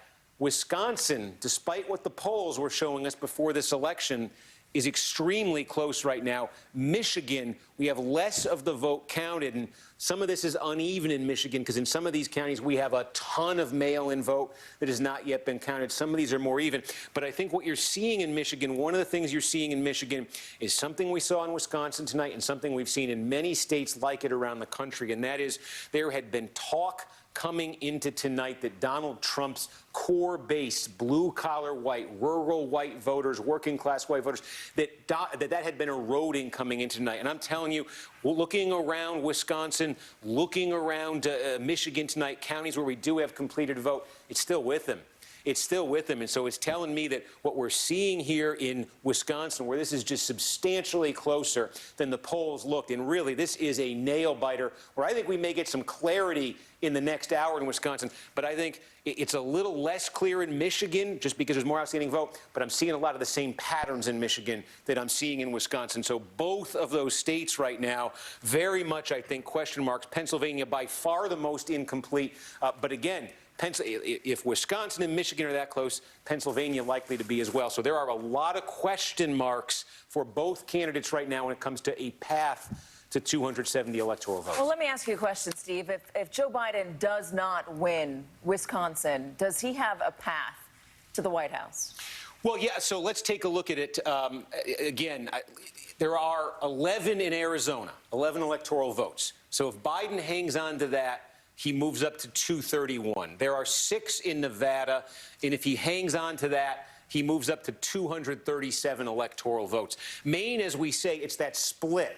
So right now, Biden is ahead in one of the 2 congressional districts, and he's ahead in the statewide vote. He trails in the other congressional district. So at this point, let's say maybe he could get 3 electoral votes from Maine. That would bump him to 240. Okay, so what are the options here? We say Carolina looks like the longer shot between Carolina and Georgia. Were he to get Georgia, that's 16 electoral votes. That would move him to 256. That would move him substantially closer. If he didn't get Georgia, though, and you're down to these 3 states, okay, if he didn't get Wisconsin, he misses out on that. You could still get Michigan, and that would move him in this scenario to 256. And then it really would be down to Pennsylvania. Pennsylvania with its 20 electoral votes. You know, if Biden misses in Wisconsin, misses in North Carolina, and he misses in Georgia, then he would need Michigan and he would need Pennsylvania. If he's able to get Georgia, as I say, That is 16 electoral votes there. And depending on how that Atlanta metro vote that still comes in, that could still be in play for him. But otherwise, yeah, you are looking at a situation where if he is not able to pick off Wisconsin late tonight, and he's not able to pick off a Georgia or a Carolina, Michigan and Pennsylvania really do become must-wins for him. Yeah, I was going to say, Steve, that is the long way of simply saying this is far from over. And against that backdrop, I want to bring in Robert Gibbs, former Obama White House press secretary, because, Robert, the first question I have for you is picking up from what we just heard there from Steve Kornacki, juxtaposed with what we heard from the president saying, frankly, we won this election. It is far from over at this hour. Yeah, it's far from over. We're going to know, as Steve said, maybe a little bit in an hour or so from a couple of these places. But in reality, it could be days before we know the final score of this. And I think, you're going to see a big push to count the rest of this vote. It's just going to take a while. And look, we know the Republican legislatures in Michigan, in Wisconsin, and Pennsylvania wouldn't let these votes be counted until Election Day. And so this process is following what they wanted to do, and it's going to take a while to get to a final outcome, regardless of what the president says in the White House today. Robert, what do you think about the polling in Wisconsin? And I guess what is your advice for the Democratic Party going forward, even if Joe Biden is able to pull off a win in a state like Wisconsin? Well, look, I think polling in general, maybe we should all take a breath and take a step back from. We may find out that the national polling isn't as far off as some of the state polling, but I think there's a lot of state polling that's bouncing around that's not so good. But look, I think it's hard to make generalizations about what we're going to see at the end of this at this point. But I think there's going to be some interesting questions that we all have to ask in the Democratic Party. Look, the Miami-Dade numbers in Florida are certainly a question mark. There's some Rio Grande Valley vote in Texas that we've got to ask some hard questions about. And certainly, white working class voters in the upper Midwest are still going to be tough voters for Democrats. So, again, we've got a lot of questions to ask ourselves in the Democratic Party. But I do think we've over-relied on public polling. We're over-relying on all polling as a coverage metric of this race, rather than a race on what the issues might be about or what the changes in the policies might be about. And I know maybe I'm sounding too good government, but it seems like we've all too often in the last 2 weeks woken up to not why these people are winning, but whether or not the score changed overnight. And I just don't think that's maybe the healthiest way to cover this democratic process. So to that point, Robert, as we think about where we go over the next 2 days, and we're using the messaging that is coming out of the White House, which is what they are attempting to do. They have been projecting this over the past couple of days. The president was going to come out there and prematurely declare a victory and then push this to the courts. This ultimately raises the question, what do you do if you are the Biden campaign at this hour, thinking about not just the outcome of state by state, but then the legal challenges that may be rolled out? Well, I mean, they've anticipated this for quite some time. I mean, this has been telegraphed by the president and from the White House for quite some time. There are a lot of lawyers on the Biden side that are ready to do and have already done battle with the White House's legal team or the Department of Justice or whoever gets sent forward. So, look, I think we may see this very readily move into a much more protracted argument, not just over a map, but in the court system. And we'll see how that goes. There's a lot of state law that's going to have to get looked at. We know that there's the Pennsylvania case that the Supreme Court essentially didn't rule on, and that petition still sits before them. So there's a lot left to go here, I think, both in the counting and in the courts. I guess, Robert, if you're a member of the Biden team right now, where are you setting your hopes? How do you feel at this moment? Well, I still think there's reason to feel quite optimistic. I mean, look, I think a couple of things that have happened in the past few hours that are big, right? All these electoral votes we know count. That winning that vote in Nebraska could end up being that could be a big electoral vote, right? I think Arizona is still going to be a very interesting place. All of a sudden, You win Arizona, you win that electoral vote in Nebraska, you pick up those 3 votes in Maine, and all of a sudden you've got alternative paths. It's not just that upper Midwestern path. A lot of votes still left in Georgia, particularly in the Atlanta metro. You've still got some paths where you can see this happening. So, look, Democrats were really down at the beginning of the night because we had a fantasy that we were going to win Texas and that Florida was going to go Democratic quickly, and this was all going to be over by 10 p.m. And when that didn't happen, everybody reverted to, I think, a much more pessimistic night. I think there's still a lot of paths left, and I think there's still a lot of counting left, and there's no reason to be overly pessimistic at this point. All right, Robert, stay with us for a moment. Before we head out to Arizona, we want to cross over back to Steve Kornacki at the big board, who has an update for us. Steve, what do you got? I just want to keep you posted because we're down to such little left here in terms of Wisconsin. We said there are a few places here, basically what we're waiting for, cities where they have the absentee ballot. So take a look here in, let me get that again, Racine. We now have all the vote in Racine County. We're waiting for Racine to come in here.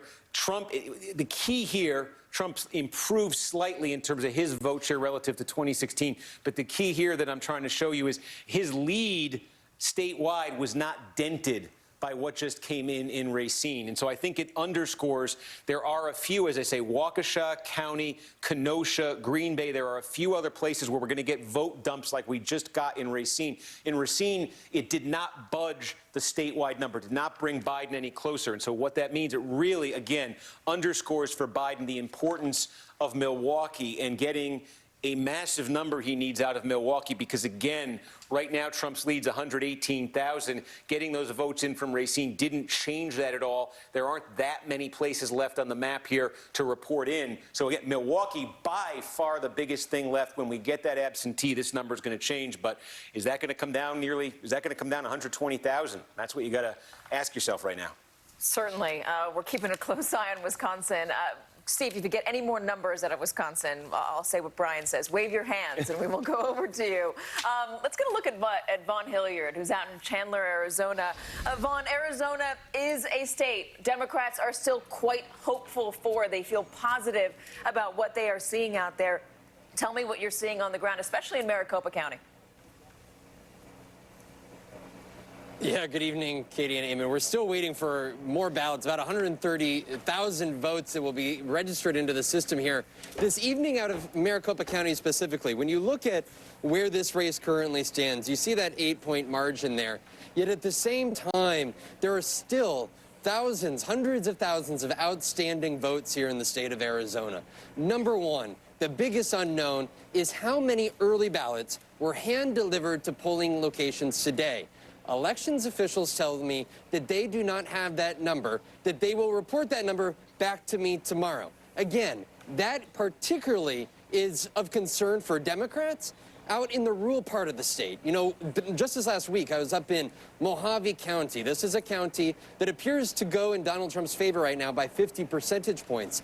And the question is, how many folks didn't show up in 2016, but came in here in these final days and cast their ballot? That is what is still outstanding. And what we saw over the last several days were that these late early ballot returns were trending toward Donald Trump, toward Republicans. And then today, at in-person voting, which we are still waiting on about 130,000 of those votes out of Maricopa County as well, Republicans were coming and casting their ballots at a 2-to-1 rate compared to Democrats. So when you start crunching these numbers, you've got about 20% roughly is the estimate left. And I'll let Steve better crunch the numbers here.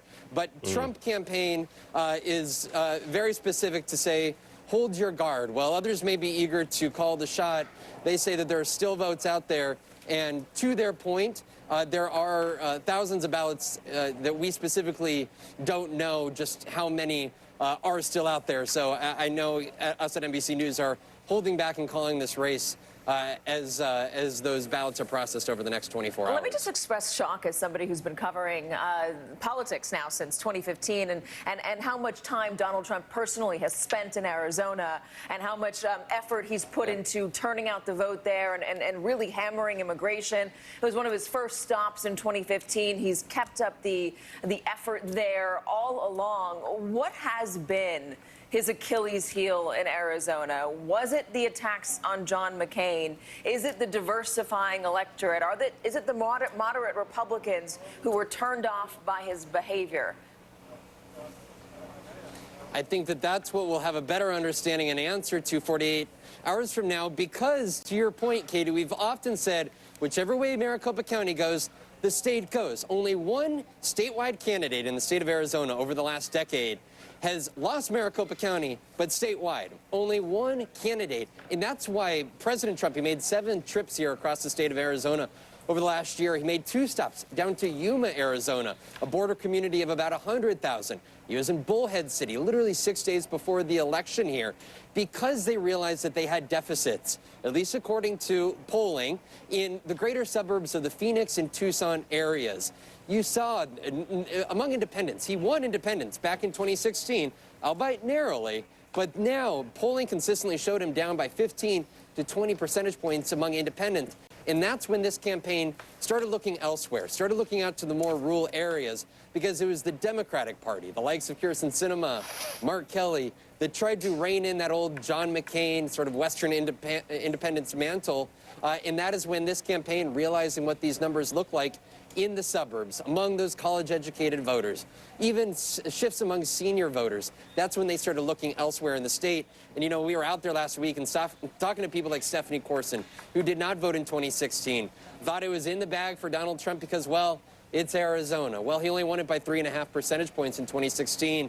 And a great number of Republicans, not only up there, but even folks like this gentleman named Rick, who was standing in line last minute in Scottsdale today, told me that they realized that the stakes are different in Arizona here in 2020, and they found it important to get out there to support him. Whether it's enough to close this gap, which is quite a heck of a gap right now, is the question. Vaughn, you're from Arizona. You've been reporting in the lead up to this election, talking a lot about Maricopa County and the surprise that you were seeing in some of the specific areas that frankly had been red all your life and were suddenly turning blue.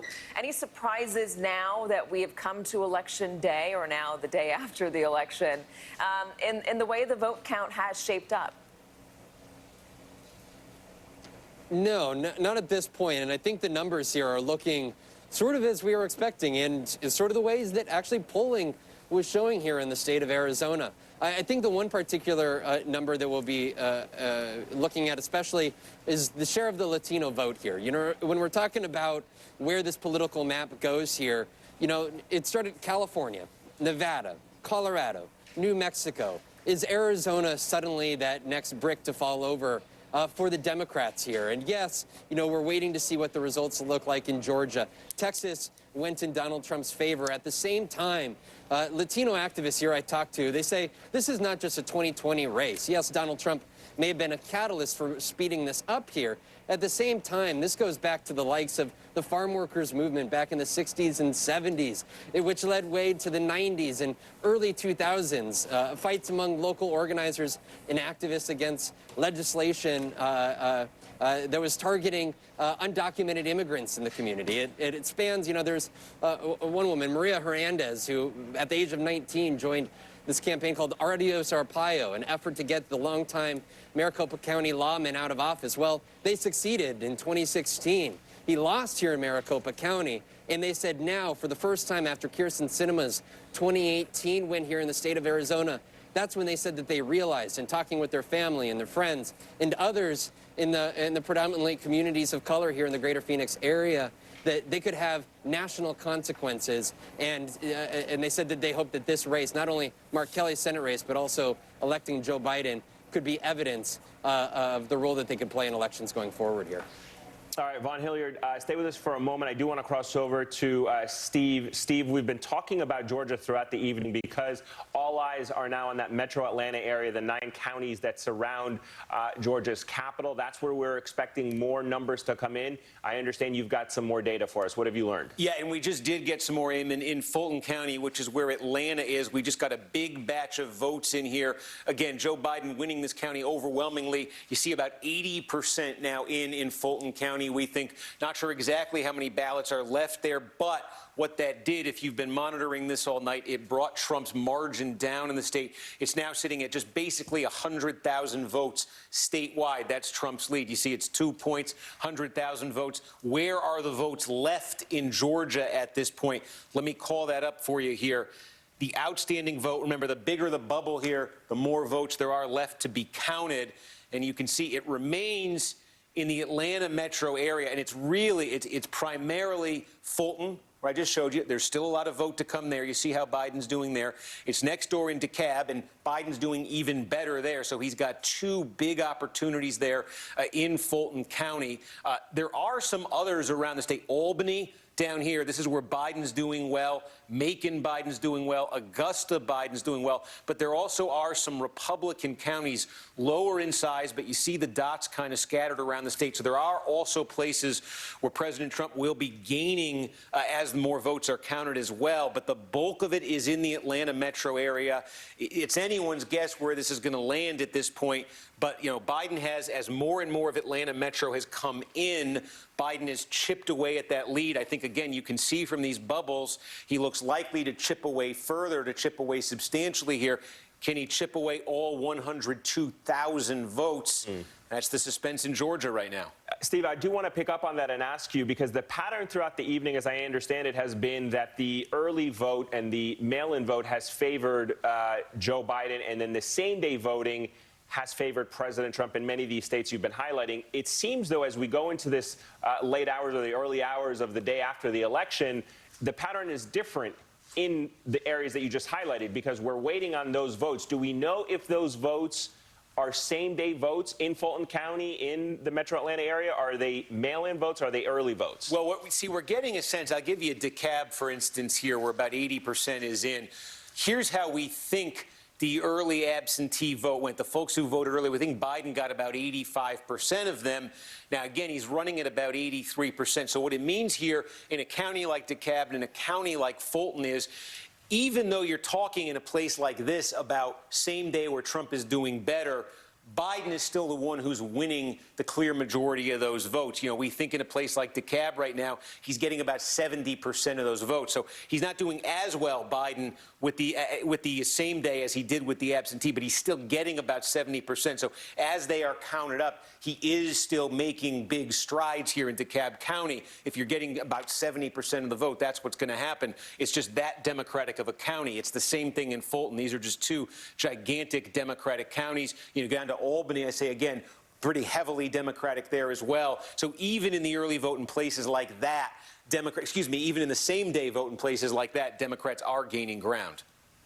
Steve, what about Arizona? We were just with Von Hilliard talking about the vote count out there and how it's looking. What are you seeing? Let's take a look here. So again, we got about 75% of Arizona all at once a couple hours ago, and it's been inching up since then. But you see, we're keeping an eye on Maricopa and the same-day vote that's being reported here. Vaughn was just taking you through all that.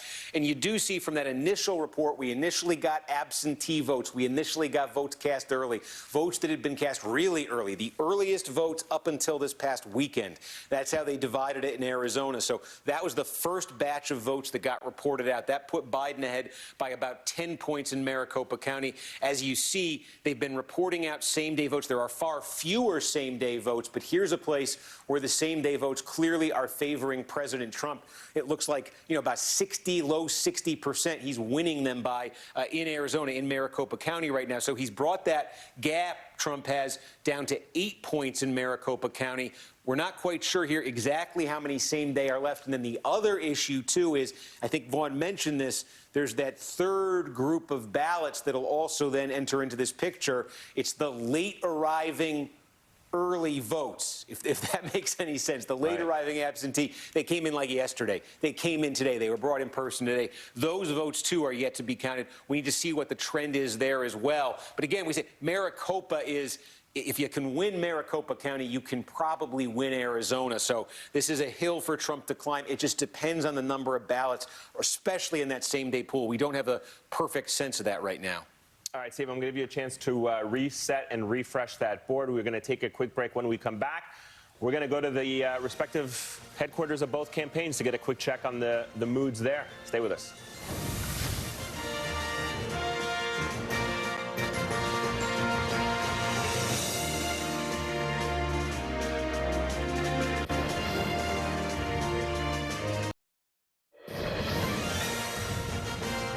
We feel good about where we are. We really do. I'm here to tell you tonight, we believe we're on track to win this election. Joe Biden telling Democrats and Americans to be patient about what the outcome is going to be. Eamon, we have been talking about this for weeks and months. Yeah. It is going to take some time to get all the results, and especially with all the mail-in ballots, and especially because so many states weren't allowed to start counting their votes until Election Day. That is what makes what Joe Biden said so striking in comparison to what Donald Trump said, wanting to stop the vote count in states right now because he's leading in the day of vote count, even though those states like Pennsylvania were not allowed to start counting ballots until today. Had they let them count them earlier, we would have been a lot farther along in this process. You could not have a more striking contrast between the two statements that came out from the two candidates this evening. For more on that, let's bring in Ali Vitale. She is at the Biden headquarters in Wilmington, Delaware. Monica Alba is live at the White House for us in Washington, D.C. Ali, let me begin with you. So obviously, the message tonight from the Biden campaign is one of patience but confidence. Patience but confidence, and yet again, we've seen so many contrasts between these two candidates throughout this race. Certainly election night would be no exception here. And I think the word heading out of the evening and into these wee hours of the morning right now is that this is going to be a slog. The Biden campaign and our sources in and around that world telling us they still feel good about rebuilding that blue wall, the Michigan, Wisconsin, and Pennsylvania parts of it. At the same time, though, we were primed from the very beginning that this was going to be a race that took some time to count, but there's saying that at the front end, and then there's actually living in that reality now. It's anxiety-inducing, it's stressful. I think campaign aides are certainly feeling that, and that's even without the reality of the president trying to muddy the waters here, coming out and saying that he's won the election while votes are very much still being counted. And I think Biden sources, of course, watched that speech. Some of the reaction there is that this is what we expected to see from the president. His aides and other reports had telegraphed that this was something that he could do in the hours after polls closed. At the same time, though, those same sources do acknowledge that there is a danger to this in watching the sitting American president in the East Room of the White House declaring victory when votes are still being counted. Of course, that is, as we laid out, a very contrasting message to the way that Joe Biden played this. But I will say, while Joe Biden was urging patience and saying that he was feeling like he was on his own path to victory, there was someone else at the White House who was making that same argument, although they were arguing for a different party having a path to victory, and it was Mike Pence. Donald Trump came out and pretty with a lot of bravado said he thought that they had won. But at the same time, Mike Pence really had a little bit more of a note of caution there, saying that the votes were still being counted, and he believed that they were on a road to victory. But again, it was a subtle shift, but frankly, one that I found stunning as you saw both of those men standing at the podium at the White House tonight, guys. Hey, Monica, I noticed the president was reading off the teleprompter for at least part of the speech from the White House. Any idea if the claims about what states he had won and talking about going to the Supreme Court to stop the vote count, was that in the prompter or was that off the cuff? Have some prepared remarks that he used the teleprompter for, but he also had some written ones that were actually left on the podium, and photographers who went into the room were able to get a snapshot of what was resting there and what the president was referencing when he spoke earlier this morning. Partially, two words: won Texas. That was something the president clearly wanted to emphasize. But those other comments, the ones that are just so staggeringly important here to really put into context, had been something that the president has been signaling, telegraphing he was going to do for weeks, if not months now, which is potentially call this election into question if he didn't like the result. And of course, tonight he said, essentially claiming that they have won the election when we know that's not the case. There are still millions of votes left to be cast. But it's something that the president this morning actually was asked about in a Fox News interview, whether he was going to declare victory prematurely. He said, no, we weren't going to be doing that. He said he was going to try to be disciplined and would only do that if and when that was the case. Clearly, that did not last 12 hours, because once we saw the president speaking in the East Room, he has declared that. And I think what Ali mentions there is so important as well. It stood out to me that Vice President Mike Pence has often had to be the one to have a little bit more message discipline, and that is why you saw him very carefully choose his words there, saying we're on the road to victory, potentially, not flat out saying what the president did. But also what I thought was so striking about that event here at the White House is we continue to see this blurring of official White House events with campaign business. That's almost become something that's commonplace. And then also you had nearly 200 people there in a small room indoors. They were all apparently tested for coronavirus in advance, we're told by White House officials. But as this pandemic rages on, it's still striking to see everybody indoors without wearing masks and without social distancing, as also we've now become accustomed to seeing at these kinds of events, Katie. Well, the White House also tested everybody before Amy Coney I'm not sure how Barrett's much confidence I would have in those tests right now. Or a nomination party, and they still got the coronavirus. I just find it striking. Somebody who thinks that they're going to win this election is not going to call and demand for the election vote to stop. So whatever he said on Fox News this morning, clearly it was in his head to declare victory if he felt he needed to for messaging to his supporters. And that's what he did tonight, even though he has not won, even though the votes are still being counted. And it doesn't matter what he says. And you know this better than anyone, because there's kind of this uniqueness to President Trump that he telegraphs what he is about to do. And he talked about legal challenges. Just telegraphing. He says, he tells everyone. Yeah, no, exactly. I mean, and earlier this week, he said that he was going to, as soon as the election was over, go in with his lawyers. And we're getting a sense of that tonight with his claims to go to the Supreme Court. And I want to bring in NBC News' legal analyst, Nate Persily. He's also a professor at Stanford Law School. It's great to have you with us, Nate, to talk about this, because as I was saying, President Trump earlier in the week, before a single outcome was even determined in any state, said that he had planned to go in there with his lawyers and challenge some of the results. Today, he's saying he is going to fight it to the Supreme Court.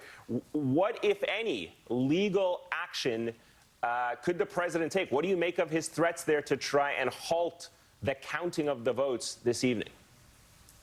Well, as you say, this does follow a playbook that was written several weeks ago. And because the margins are close, it looks like it's being activated. Now, you cannot just go to the Supreme Court, as he said in his speech, and just ask them to shut down the count or to declare the victor. There has to be a legal claim. But we're getting ahead of ourselves here. There is a state process that will unfold in the next 48 hours. We will count the votes. If there's a dispute over that count, that goes into state court. If there's legal problems with the state court proceedings, potentially it ends up at the U.S. Supreme Court, like Bush versus Gore. But we're very far away from that. The first step is just to trust the process. And this is not the first time that these states have had close elections. There are procedures in place to count these absentee ballots and then to adjudicate any controversy surrounding them. Let me ask you something about what the Supreme Court might decide. Any clues that you've gleaned from the decisions leading up to the election, decisions in Wisconsin, decisions in Pennsylvania, or lack thereof, about the mail-in vote and when it can be counted? What is your expectation for how the Supreme Court might rule on this if they decide to take a case up? Well, to some extent, it depends what this is. We don't really know what the legal infirmity might be in the count. So you're right that we've had several cases that have gone up to the Supreme Court. We've had them from Pennsylvania, Wisconsin, South Carolina even, and others. And this is a divided court.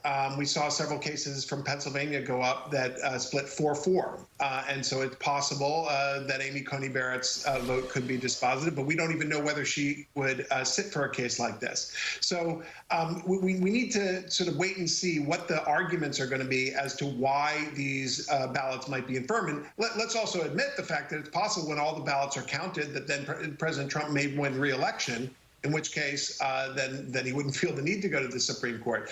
But right now, we'll trust the state process, the administrators who are doing the counting, and then the state courts to adjudicate any controversies. Well, if he doesn't wait until Pennsylvania gets counted, I know there was already discussion among Republicans about fighting back against the count going on till Friday in Pennsylvania. If they do file something tomorrow to stop the count in Pennsylvania, where Donald Trump is currently doing well with the same-day vote, what is your expectation for what an argument like that is going to look like and a potential ruling? Well, we already have 2 court cases that have been filed in the last 15 hours in Pennsylvania by the Republicans. One of them had to do with provisional ballots and whether certain counties had allowed defective absentee ballots to be cured by way of provisional ballots. These are those ballots that you can cast when you come into the polling place, and there's sort of an insurance scheme so you don't get turned away from the polls. So there's one lawsuit with respect to that. There's a similar type of lawsuit in Montgomery County, which is north of Philadelphia, dealing with whether the administrators there sort of improperly help people cure their absentee ballots. So that is what exists right now. But you can't simply say that the count stops now. You have to have some legal reason for stopping it, and that would be unprecedented. And so, Pennsylvania is going to take a day. They're going to count the votes, and then, depending on the margin, perhaps one or the other candidate might sue. But for right now, we're in just that period where all the votes need to be counted. Let me ask you really quickly, Nate, if I can, because one of the things that's seared into the psyche or the memory of this country is what happened in Florida back in 2000 with Gore v. Bush. The question this time around might be a little bit different, given the fact that we're seeing at least a handful of very close states. And the question to you is, do we have the bandwidth from a judiciary point of view, and certainly the Supreme Court, to take on multiple cases, or do they get lumped up if there is a running theme in some of them, when you have potentially 2 different sets of legal challenges playing out in multiple states working their way to the Supreme Court?